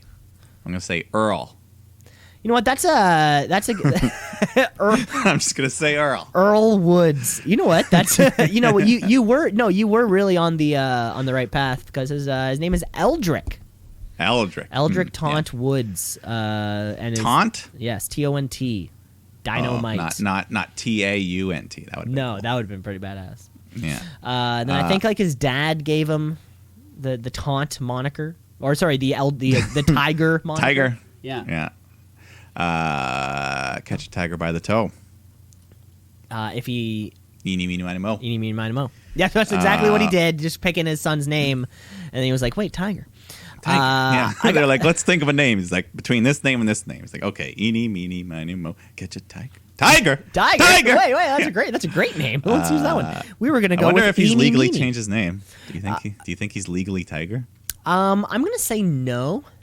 No. That seems like a big thing to do, and your name would be Tiger. I would. I mean, Ron Artest became Meta World Peace. Well, see, that's more ridiculous. Oh yeah, like a lot of people would believe Tiger is his real name. Right, because Tiger Woods was born with a name that he changed, that he changed to Tiger, where Ron Artest was born with a normal name, and then changed his name. But I think he's back to Artest now, like he's Meta Artest or something. It was like, did you see Elon Musk's child's name? It's a bunch of characters, right? Yeah, it's like letters, number, Ashen, SR31, something. Yes. Well, of course. I saw him explain the origin of it on Joe Rogan's podcast. Oh, really? He and explained, was there a reason? Yeah, I don't know. His wife picked one half and he picked the other half, and he's like, the letters and numbers are named after my favorite plane or something. So odd. What a nerdy He's thing an odd to say. fella. An odd fella. What a nerdy thing to say. Of course, there is also the famous example, Chad Ochocinco. We all remember that. Chad Johnson, who's now back to Chad Johnson, I'm pretty sure. Mike, I'm going to give you one more question, then we'll flip it back to you. Okay. Because we're still talking about Tiger Woods. You know, Tiger Woods had his incredible comeback 5th Masters tournament victory last year in 2019. Yes. You know, putting him one behind Jack Nicklaus for tied for the most amount of Masters wins. But Mike, my question for you is, he won his 5th Masters in April 2019. How many years were there between Tiger's 4th and 5th Masters win?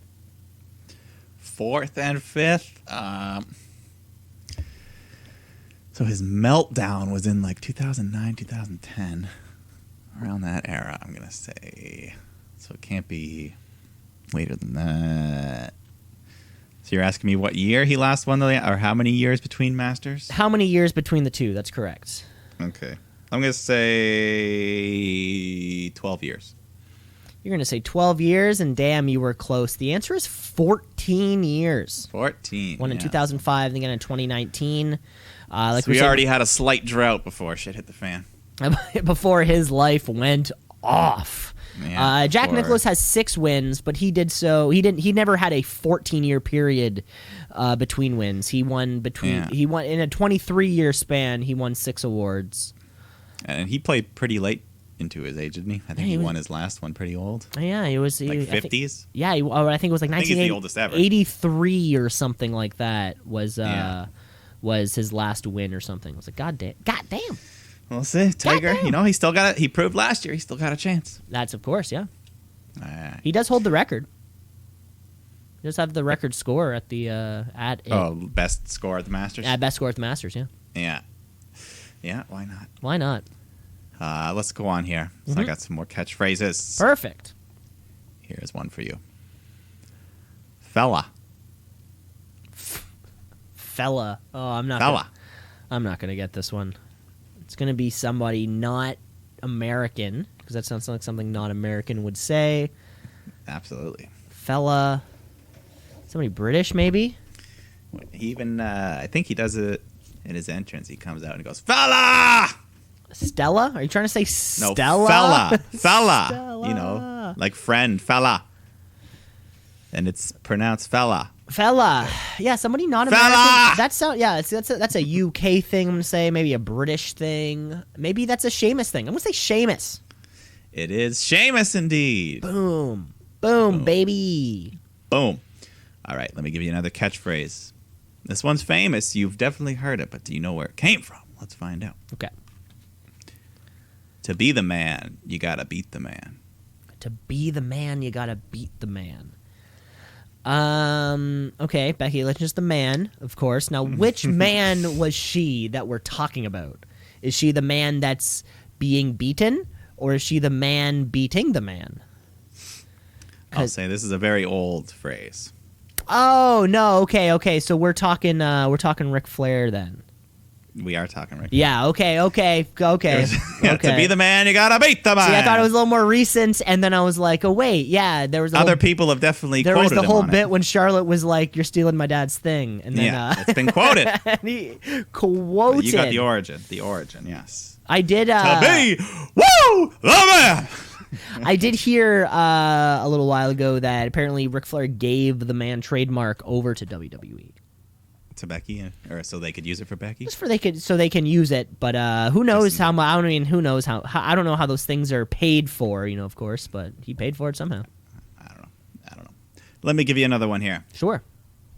And no translations are allowed. Okay. Cero miedo.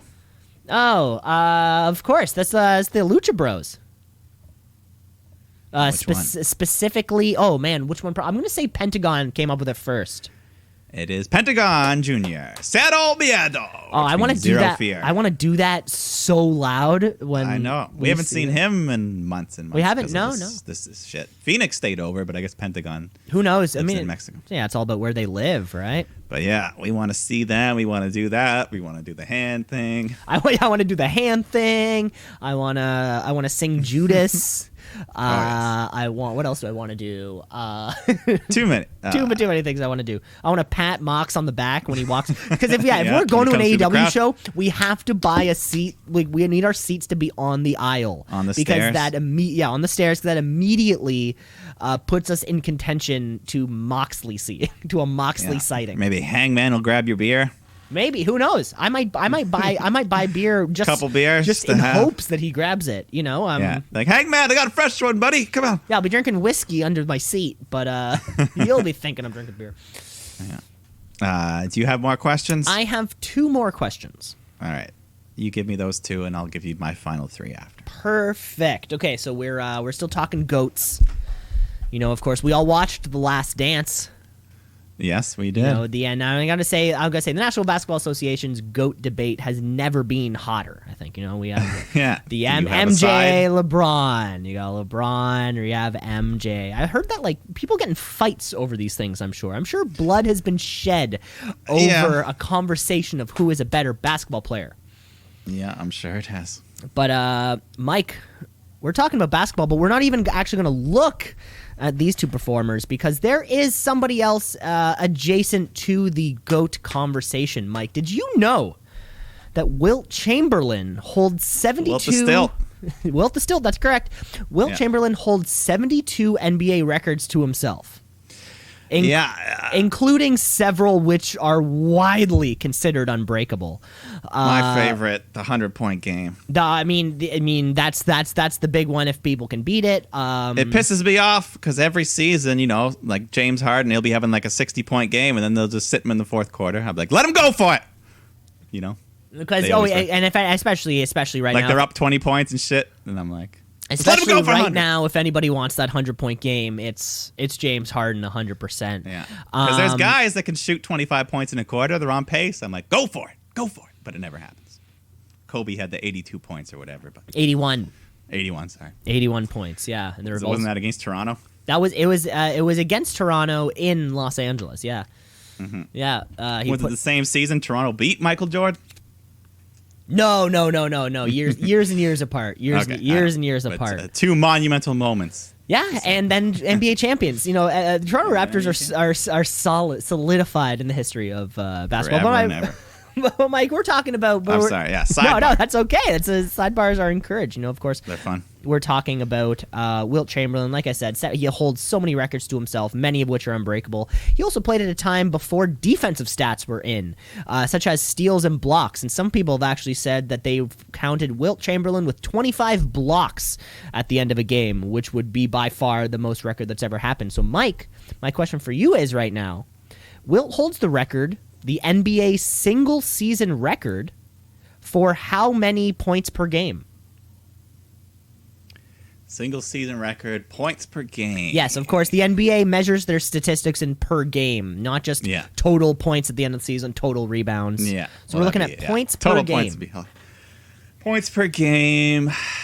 It's going to be pretty. I'm going to say 45.4. 40. You got the .4. I'll give you that, Mike. You were surprisingly close.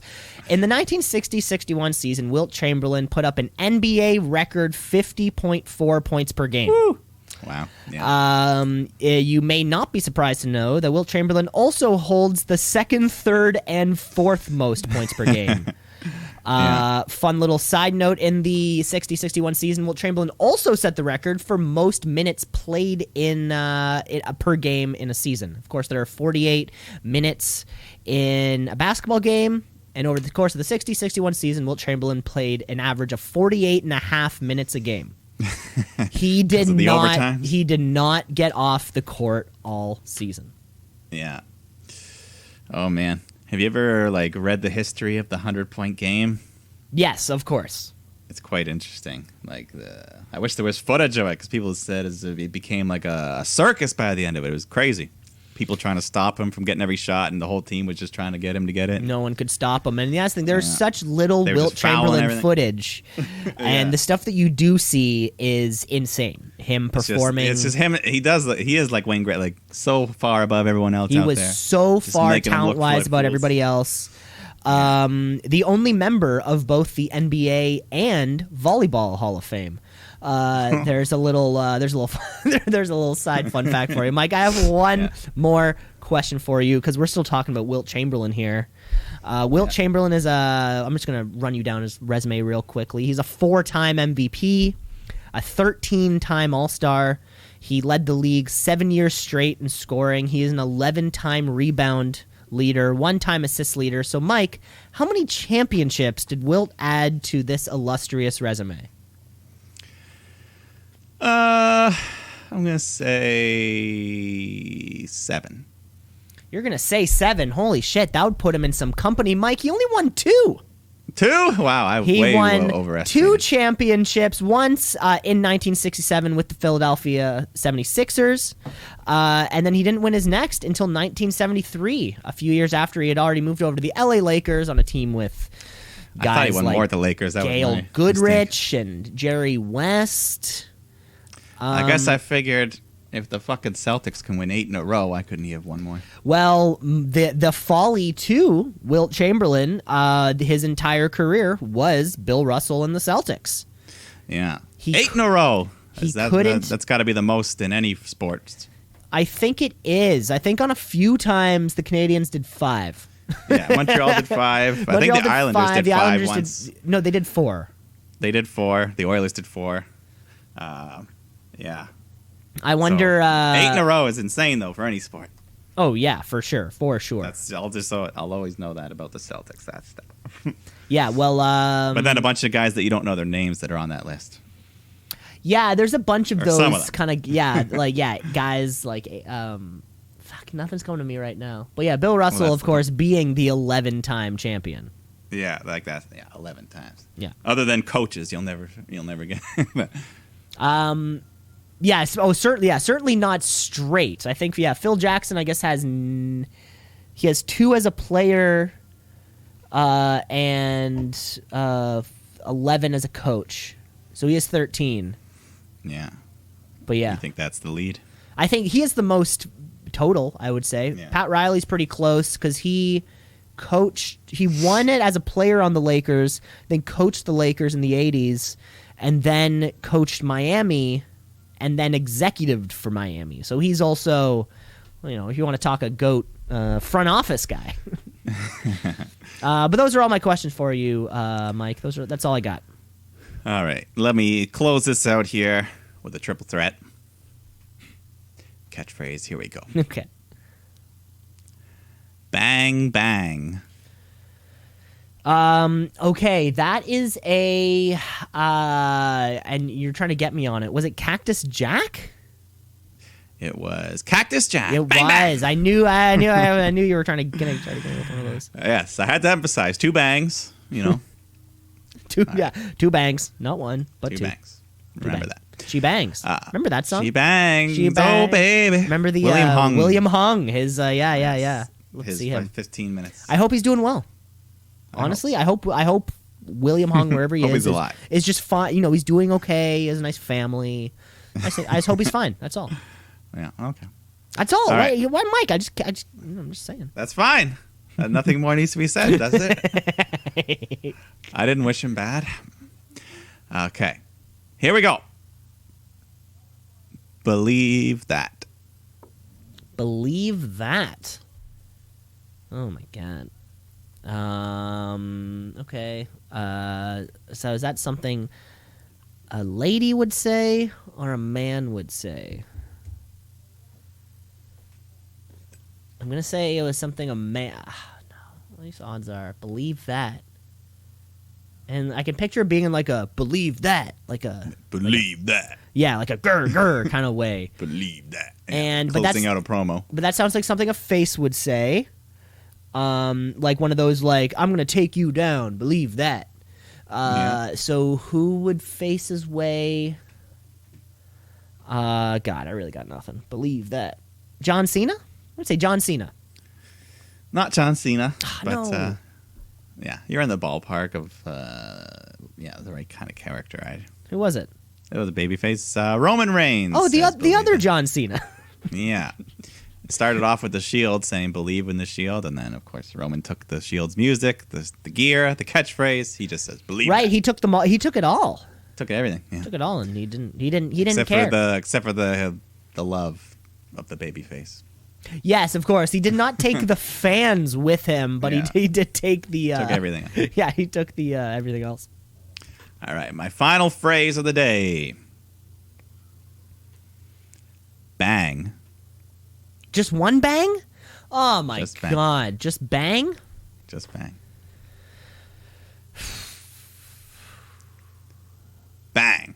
Okay, now it couldn't have been someone who also said like at the same time, because that would be too many bangs. This was his own thing. He comes out. He does his little entrance gesture. Bang. And he does. Boom. Bang. Yeah, I can picture it in like cue fireworks. Is it Yeah. kind of one of those? Pretty much. Okay, who has fireworks in their opening? Goldberg doesn't really bring attention to it. Yeah, he just inhales the smoke. He just Yeah, breathes in that God knows what. well, now it's just like powder. But anyways, Back then. back then it was pure smoke. Bang! Does he make little finger guns when he does it? Not finger guns, finger but he guns. kind of puts his two hands. You know, if you make like a spade with your touch your thumbs. Oh and yeah, forefingers like together. does Shayna Baszler say bang? She doesn't say bang. But Adam it's Cole similar says kinda Adam Cole says boom. Does that He count? says boom, but no. I just want bang. I got nothing. I got nothing on this one. Well, it was the final boss. It was the hardest one, but it was the phrase of Diamond Dallas Page. Oh, DDP. okay, yeah, I can see it now. I can Yeah. see it now. He does his You're little right. thing, bang, and then Diamond Cutter. Yeah. But there it is. That's my catchphrase. I can see it. That was a lot of fun. That was a lot of fun. Increasing difficulty. Yeah, I knew. Yeah. We both came loaded. We both came loaded today. Yeah, I know. I was surprised. I thought that I would have more questions. You have more questions. Well, these ones were easy, so if I only had a couple, it would have been two. Of course. Wouldn't have been. Of course, I get you. Of course. That was the trivia though. Yes, we Mike, always have a lot of fun. Mike- a lot of sidebars, a lot of great Oh, there was a talks. lot of sidebars in that particular trivia. Mike, before we kick off to the second half, of course, the Wednesday Night Wars, can I let you in on a little secret? Sure. I've been drinking nonstop water over on my end, and I need like 30-second break. Can we do that? Go right ahead. Oh, 2 breaks in one show. This is so exciting. We'll be back. Let's shoot, yeah, let's shoot, yeah, let's shoot, brother, yeah, let's shoot, yeah, let's shoot, yeah, let's shoot, brother, yeah. The show so great, it needed 2 breaks. Yes, what brings us to the point. Imagine being those commentary team being stranded out there for like 4 hours. Imagine that. I think I imagine JR has a like Camelback type thing, but for urine. I remember Specifically. he told a story before. He's like, I always wear black pants in case I need to piss myself. Well, he's you done never- it. you He never says know. He's admitted he's done it. Yeah. Those manias are so long. How does Corey Graves? How does Corey Graves do it? Well, thankfully now I think since they switched commentary out for the matches, they might have a chance to duck out. Yeah, just kind of pee for a second. But there was a time when it was all just one straight shot. Yeah, so. Well, while we're on the topic of JR's pant color choice, let's see what pants he's wearing tonight, because we're talking AEW Dynamite. AEW, All Elite, they coming for you, Vince. Better watch out.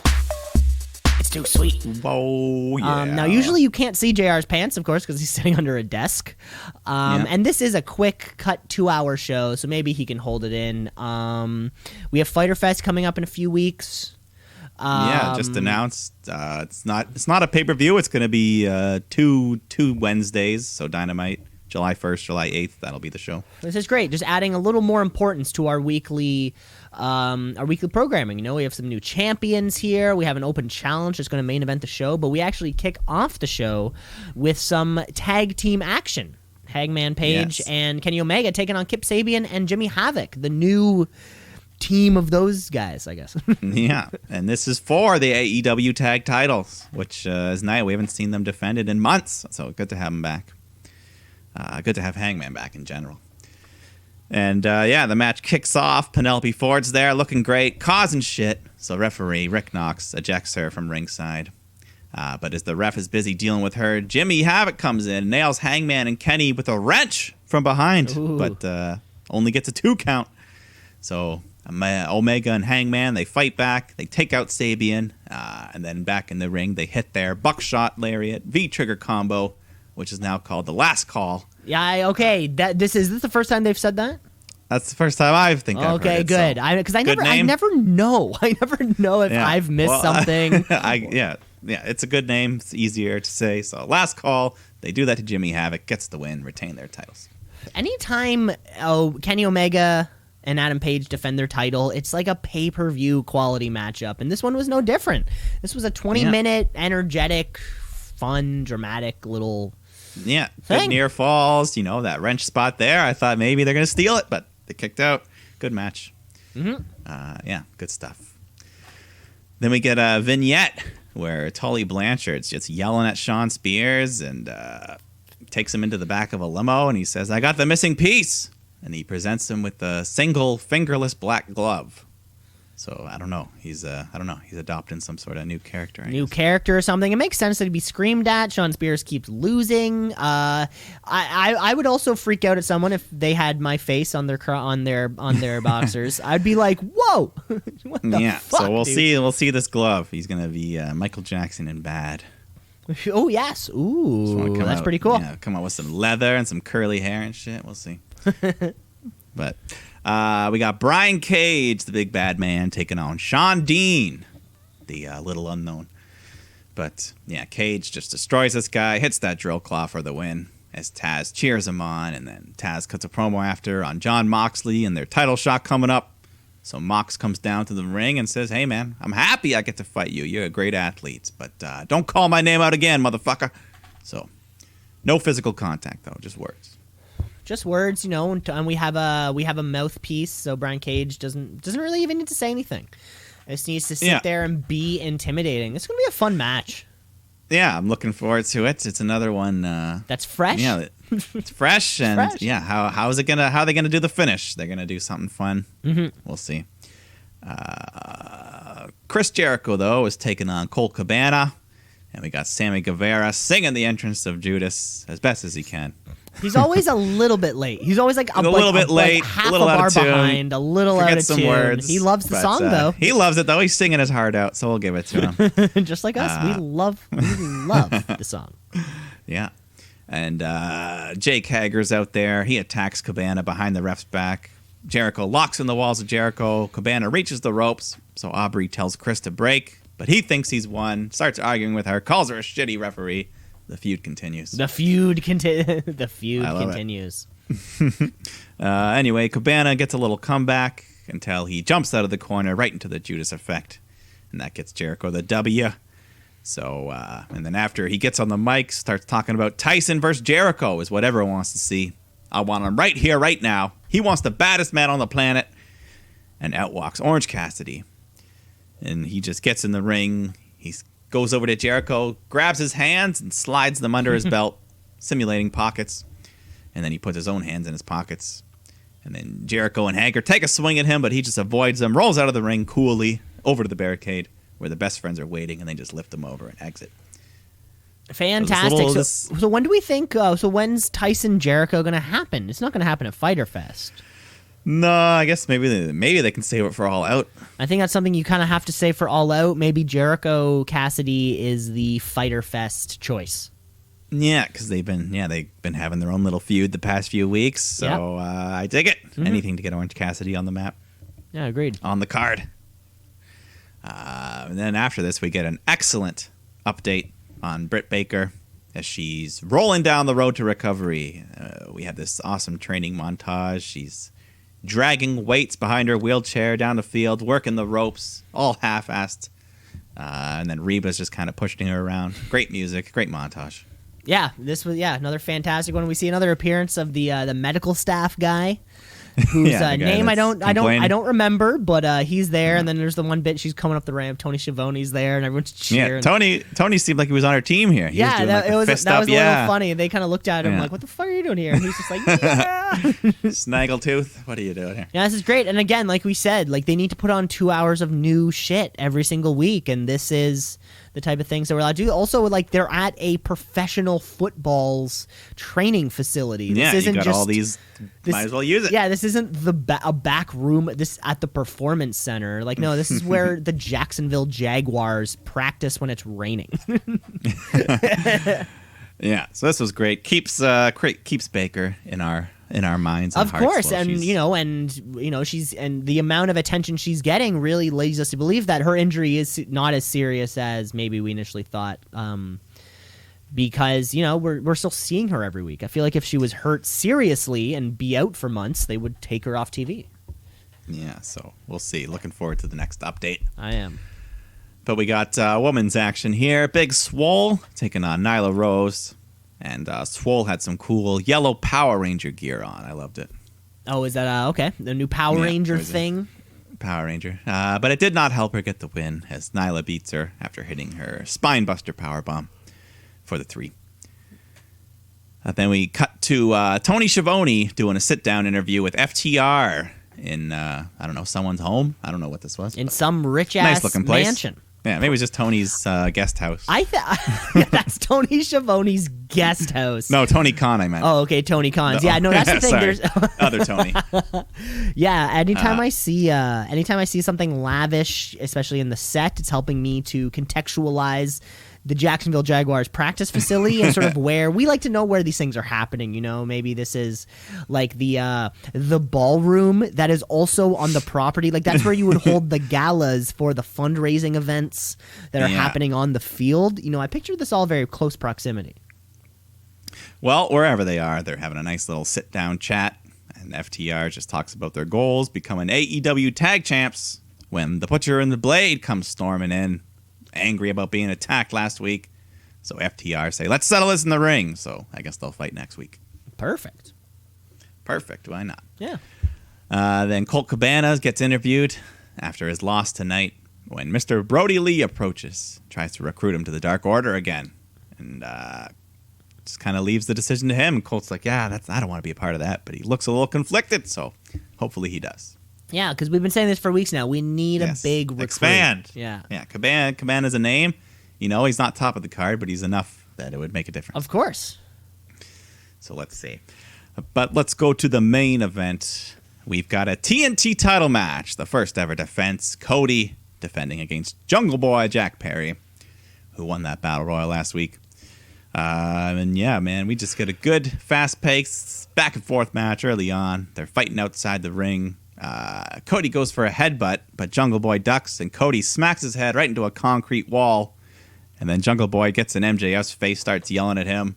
That feud little thing still going on. Mm-hmm. But this was all just a distraction for Cody to Blade. Oh, my God. And, as soon as Jungle Boy and MJF are talking, and I, in the back of my head, I know what's happening. He's ducking down. We know what he's up to. Don't do it, Cody. Don't do it, Cody. He loves to do it. That blonde hair. He did it, though. Yeah, that blonde hair and that blood. So he comes out. He's a bloody mess. Looks like it's getting in his eye. Jungle Boy takes advantage. We see a side of Jungle Boy we've never seen. He's hammering on this open wound. I like it. I love the fire. Jungle Man. So he gets a couple near pinfall attempts. Cody fights back, though. Hits a big stalling superplex. And then they fight back up to the top of the other turnbuckle. And then earlier in the match, Cody had moved a table. So both men fall off the top rope, crash through this table on the floor. But then they get back in the ring. Cody hits Crossroads and gets the win to retain his title. But once again, Jungle Boy looks great. Yeah, once again, especially in the first defense of that match or the defense in the belt. Yeah, great match. Cody, yeah, he loves to bleed, so why not? So why I think not? he has bled more than anyone in AEW. Yeah, I'm sure somebody on Reddit has compiled that statistic of who's blood count. who's bled the most. Yeah, another great week, and then I think we hear at some point in the show we do hear that we're getting Cody's challenger next week will be Mark Quinn from the Private Yes, that's right. Because of last week when he got hurt. I don't know. They did some other angle with. They did something earlier on him. I forget what happened. It was just Private Party with Matt Hardy. With Matt Hardy? And Yeah, then they the were Party like, Hardy. we should call ourselves Party Hardy. And I was like, no, Yeah. you should be saying, let's Party Hardy. Yeah. You know? I don't know. So they're kind of buddies now. Yeah, that was their thing. But Mark Quinn's getting a shot. And at he the was belt. also like OG, or he was like Matt Hardy 1.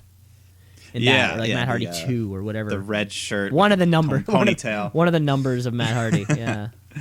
But yeah, another good episode of Dynamite. Another fantastic episode of Dynamite, and so I think it's July 1st and July 8th. Wednesdays back-to-back will be the Fighter Fest. Yes. All titles will be defended. All titles will be defended, and there's 4 now?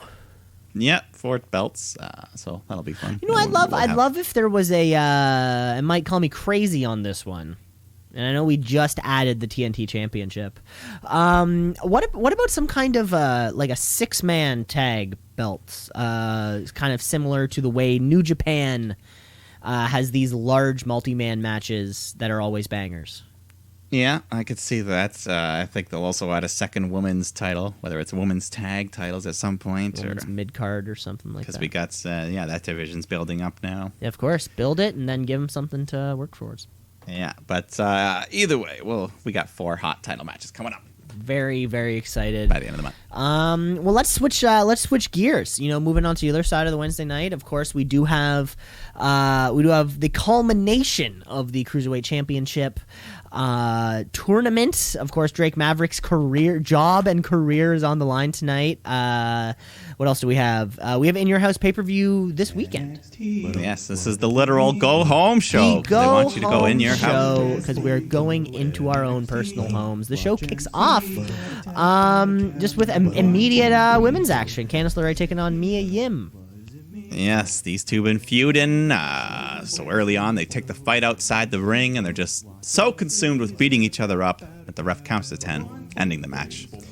But they continue the fight up the ramp. Mia goes for a power bomb. Candice hurricanranas her into the LED screen. So then Tikas comes out to back her off, but then Dakota and Raquel come out. They attack her. So Shotzi Blackheart comes out to help Tegan. Everyone starts swinging. Officials break it up. But they're not going to fight tonight. They're saving that. They booked that match for the In Your House. Right, they did.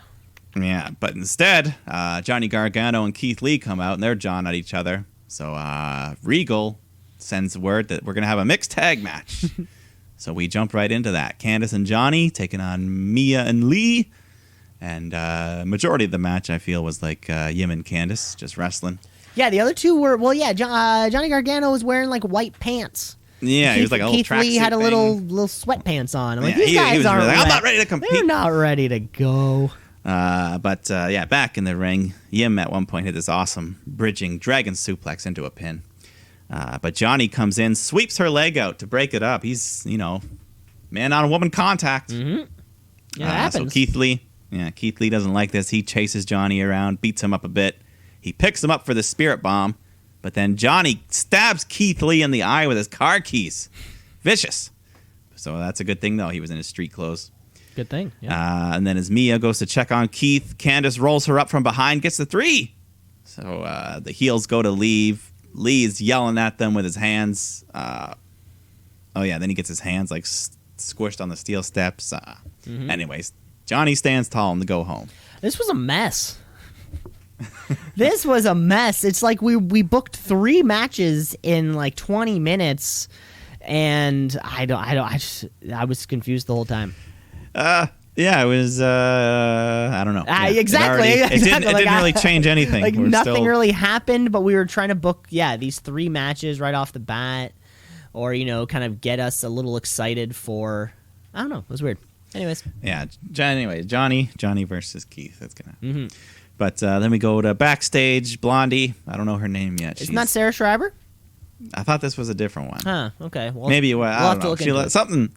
But anyway, she's interviewing Dexter Lumis, and she just asks him, "What are the odds of Dream beating Cole for the NXT title?" But he just pulls out a little easel and some markers, starts drawing a picture, but we can't see what it is yet. But then we cut back to it in a little bit, and it's revealed he's drawn a nice cartoon of himself driving a truck with the Undisputed Era all tied up in the back. But nice little artistic talent he has. Yeah, you should check out the old Dexter Lumis IG page because he's real good. Does he actually have these? He's actually an artist. You can go back on his. You can go on his Instagram. He posts them every so often, just things he's working on. That's cool. I like it. There's a couple funny ones of Roderick Strong he's done. Other people on the roster, just kind of things in general. Check it out. I dig it. Yeah. Back in the ring, we got Tony Nese taking on Isaiah Swerve Scott. Just some good cruiserweight action here. Jack Gallagher comes out at one point to distract Swerve. Nese goes for the sunset driver, but Swerve reverses it into a sunset flip and gets the victory. Fantastic. Yeah, that's all there is. That's all there is to it. And then we got a triple threat number 1 contenders match for the tag team championships. We got Bobby Fish and Roderick Strong taking on One Lorcan and Danny Burch taking on a mystery team. And as the mystery team makes their entrance, we get this space theme with astronauts, and it's Breezango. They're back. Fandango, I think he had Tommy John surgery, so he's been gone. Tommy Johns. If anyone noticed. But no, they looked good here. They looked fine. Later in the match, we see Dexter Lumis out in the crowd watching, which freaks out the Undisputed Era. And this allows Breeze to hit the beauty shot. Fandango hits his big leg drop off the top rope, and that gets the win. They earn a title shot in their match back. Quite a return for Breezango. Quite a return. I guess we'll see that this weekend? I don't know. TBD, maybe. TBD. I think right before this match, too, we got the... we did get the Adam Cole Velveteen Dream hype package. Yeah, they had a name for it. Hype. It was like point. I don't know. It had like a term, like point to point or something like that. No, yeah, something. Yeah. Anyways, they also did one for the women's title as well. They did one. Of course, yeah, they do one for the women's title as well. And this is where we did see the Undisputed Era are on their little their celebration lap in a limo, and Kyle O'Reilly's back. Yeah, he wasn't. He didn't fight tonight, but he's here. He's here. No, or he was at least in the video package. I don't know. If in the video, I bet he's probably not coming back to television, but he's there. Yeah, it's nice to know he exists. Yeah, and it was pretty funny. He was just doing his normal thing, and Velveteen Dream was being a goofy guy, skating around on some rollerblades. Yeah. Like the rollerblades with like the skates, the 4s, 2 in the front, 2 in the back. Yeah, they were rollerblades, like normal things, but with like the big chunky rubber brake. Oh, the stopper. Like the ones that tie up and then they clasp in and then they velcro like little, up. You pull it like a snowboard. Exactly, one of thing? those. Yeah, like you're snowboarding or something. Yeah, he was wearing those. He was wearing those. Yeah. Those were painful after a while. Yeah, they really were. But then we go backstage where Chelsea Green fires Robert Stone, and he tries to go after her. He's like, "Chelsea, wait, baby, please." And then we go to the ring where Aaliyah is taking on Santana Garrett, and Aaliyah just comes out super aggressive, pounding on Santana. So Robert Stone comes out to cheer on Aaliyah, looking for a new client. Aaliyah hits a big running kick in the corner, gets a 2 count. But then Garrett fights back, hits a handspring moonsault, and gets the 3 as Robert Stone just looks on disheveled. Poor Robert Stone. Yeah, he's a ruined man. I know. What happened to manager school? No, We were so excited falling for apart. manager school. Chelsea Green dumped him like yesterday's newspaper. Oh my God, poor guy.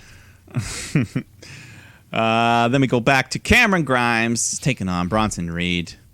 Reed's dominating early on, using his big strength, tossing that slimy Grimy around. But he goes up top, goes for a big headbutt off the top rope, but Grimes avoids and hits the cave-in to get the win. And as he's celebrating, Karrion Kross comes out. So Grimes just nopes out of there, and Kross shows his impressive strength by hitting a big Saito suplex on the massive Bronson Reed. That's a big boy. He's a lot of beef. A lot of beef. A lot of beef. But let's go to the main event. The culmination of this cruiserweight tournament. The winner gets that belt, the interim belt. It's basically the belt. They didn't even say interim at this point. Yeah, they didn't. I wonder if it's not anymore. Yeah, They're just going to be like, yep, whoever wins this wins it. So yeah.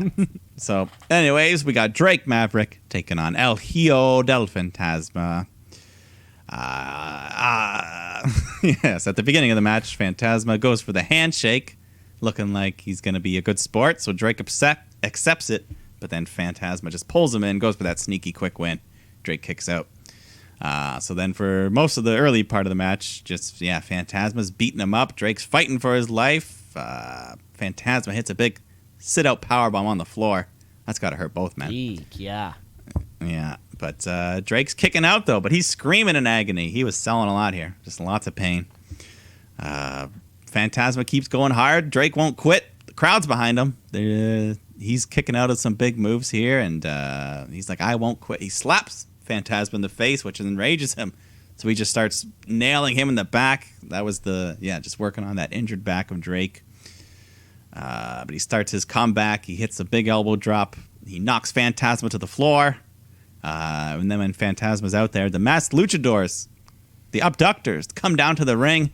But Drake hits a big suicide dive, taking them out, chases them off.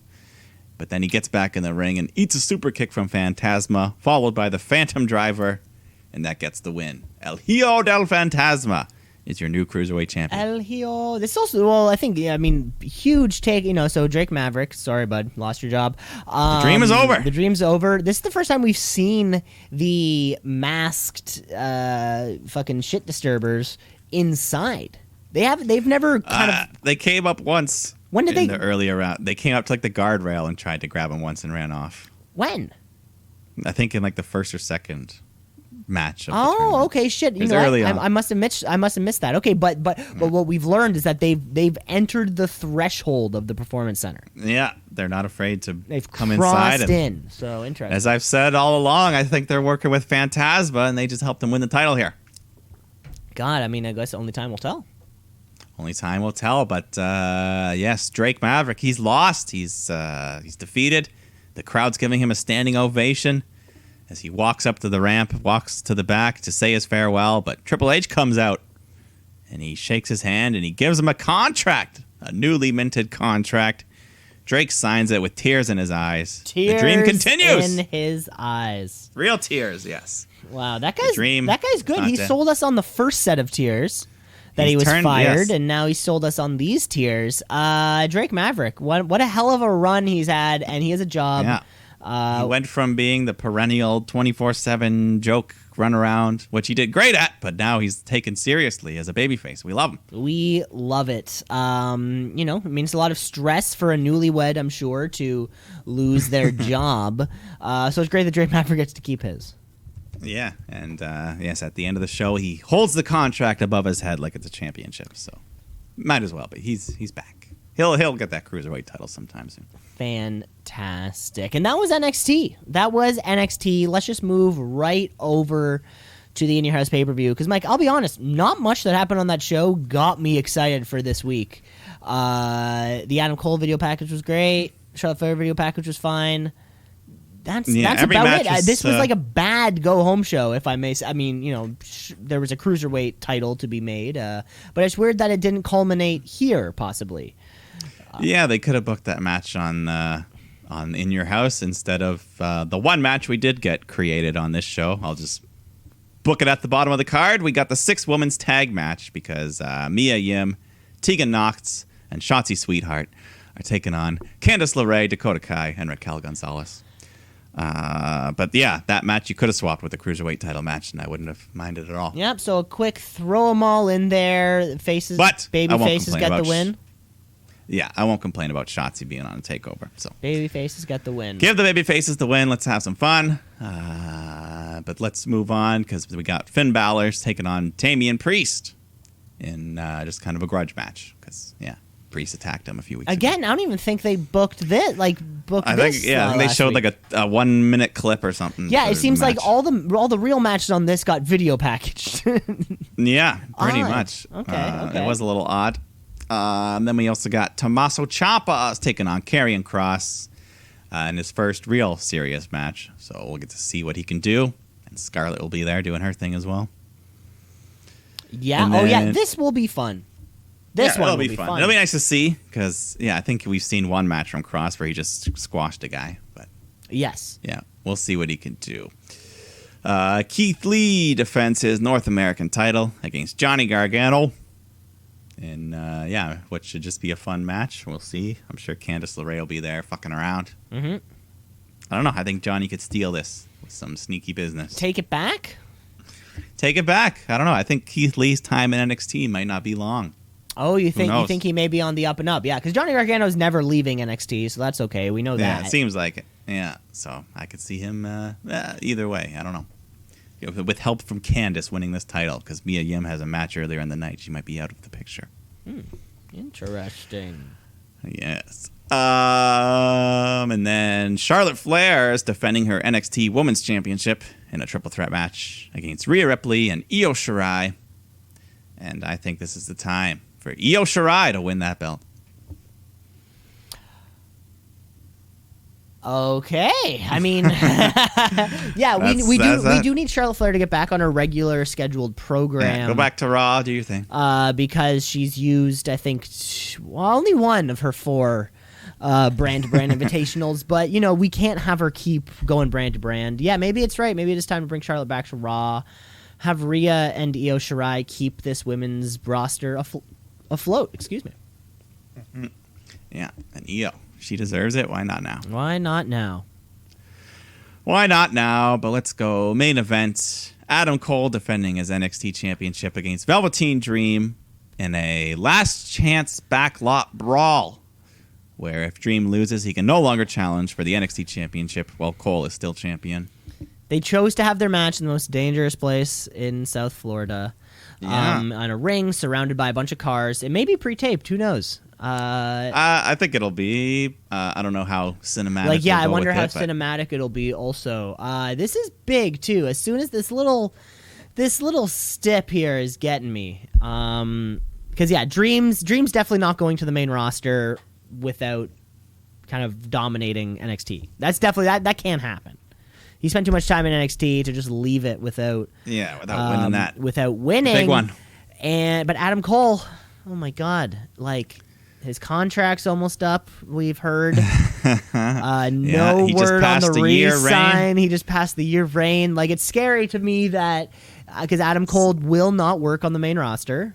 He just can't. I don't trust Vince. I just don't trust Vince. I mean, he would have to go to SmackDown, and then it would have to be pretty damn delicate. This one scares me. It's gonna be a fucking barn burner. It should be a great match. It's I don't going know. to be great. But I think this could be the time for the Dream as well. If not now, then when? If not now, if not then why? Exactly. And if not why, then how? Then who? But even then exactly. So I mean, I got the dream for this one. Let's give it to the Dream. Yes, there'll be a little bit of crowd there so we can celebrate. Of course, a little bit of a pop. It's going to be great. And that's the card. That's in your house. It's going to be a nice, tight 6 matches, 2.5 hours. Should be a lot of fun. Yeah, hopefully. I'm sure. I wonder if they'll pre-show, maybe throw something on a pre-show. They don't often. I mean, they'll do it. Usually the pre-show is only like a half hour for NXT, which is nice. So we will see. Either way, very much looking forward to it. Yeah. That was NXT. That was the preview to the In Your House. Mike, I think it's the only time that we have one more thing to do, and that is the Wrestler of the Week. It's the Wrestler of the Week, of the week. The Wrestler of the Week, of the week, of the week. The Wrestler of the Week, of the week, of the week. The Wrestler of the Week, of the week, of the week. The Wrestler of the Week. Mike, I'm going to hop right into it just because he sold us on the tiers. We've all felt what it's like to lose a job, to lose something you love. We've all felt what it's like to climb that mountain and achieve something you wanted. Drake Maverick, you're my Wrestler of the Week. Yes, it was quite the climb. And I'll just go ahead and say I'm giving it to Drake as well. Drake Maverick, unanimous Wrestler of the Week. Yes. It never happens. Deserved. Yeah, sometimes. I mean, rare, but Rare. and never out of. But even more prestigious when you can pull it off. Yeah, even more prestigious when you can pull it off. Mike, folks, that's all the time we have for this week's. That's all the time we have for this week's podcast. Remember to rate, review, like, and subscribe because the show is everywhere. We're gonna come at you hot next week because I can't wait for this In Your House pay-per-view. It's gonna be a lot of fun. Yeah, we're gonna review that, and then we're gonna have to turn right around because Backlash is the next week. And so. Mike, I don't know if you heard. The greatest. But it will be the greatest wrestling match of all time. 8 stars. 8 stars. Meltzer's going to have to invent a new... As long as it's not pre-taped, he has to review it. It's going to be a new setup. There's going to be a new star rating system. Like, it was like... So there's pretty much going to be 2... You know, like, there's like AD and BC. Like, there's going to be 2 points. There's going to be like before... Edge and Orton in 2020, and then after Edge and Orton in 2020. And it's really going to be like this defining line between wrestling fans. When we look back on the year 2020, we're going to think more than anything. The only thing we'll think about the year 2020 will be how we got to witness the greatest wrestling match of all time. Yes, agreed. I really can't wait. Mike, folks, you take care of yourself. We'll talk to you later. See ya. Shoot.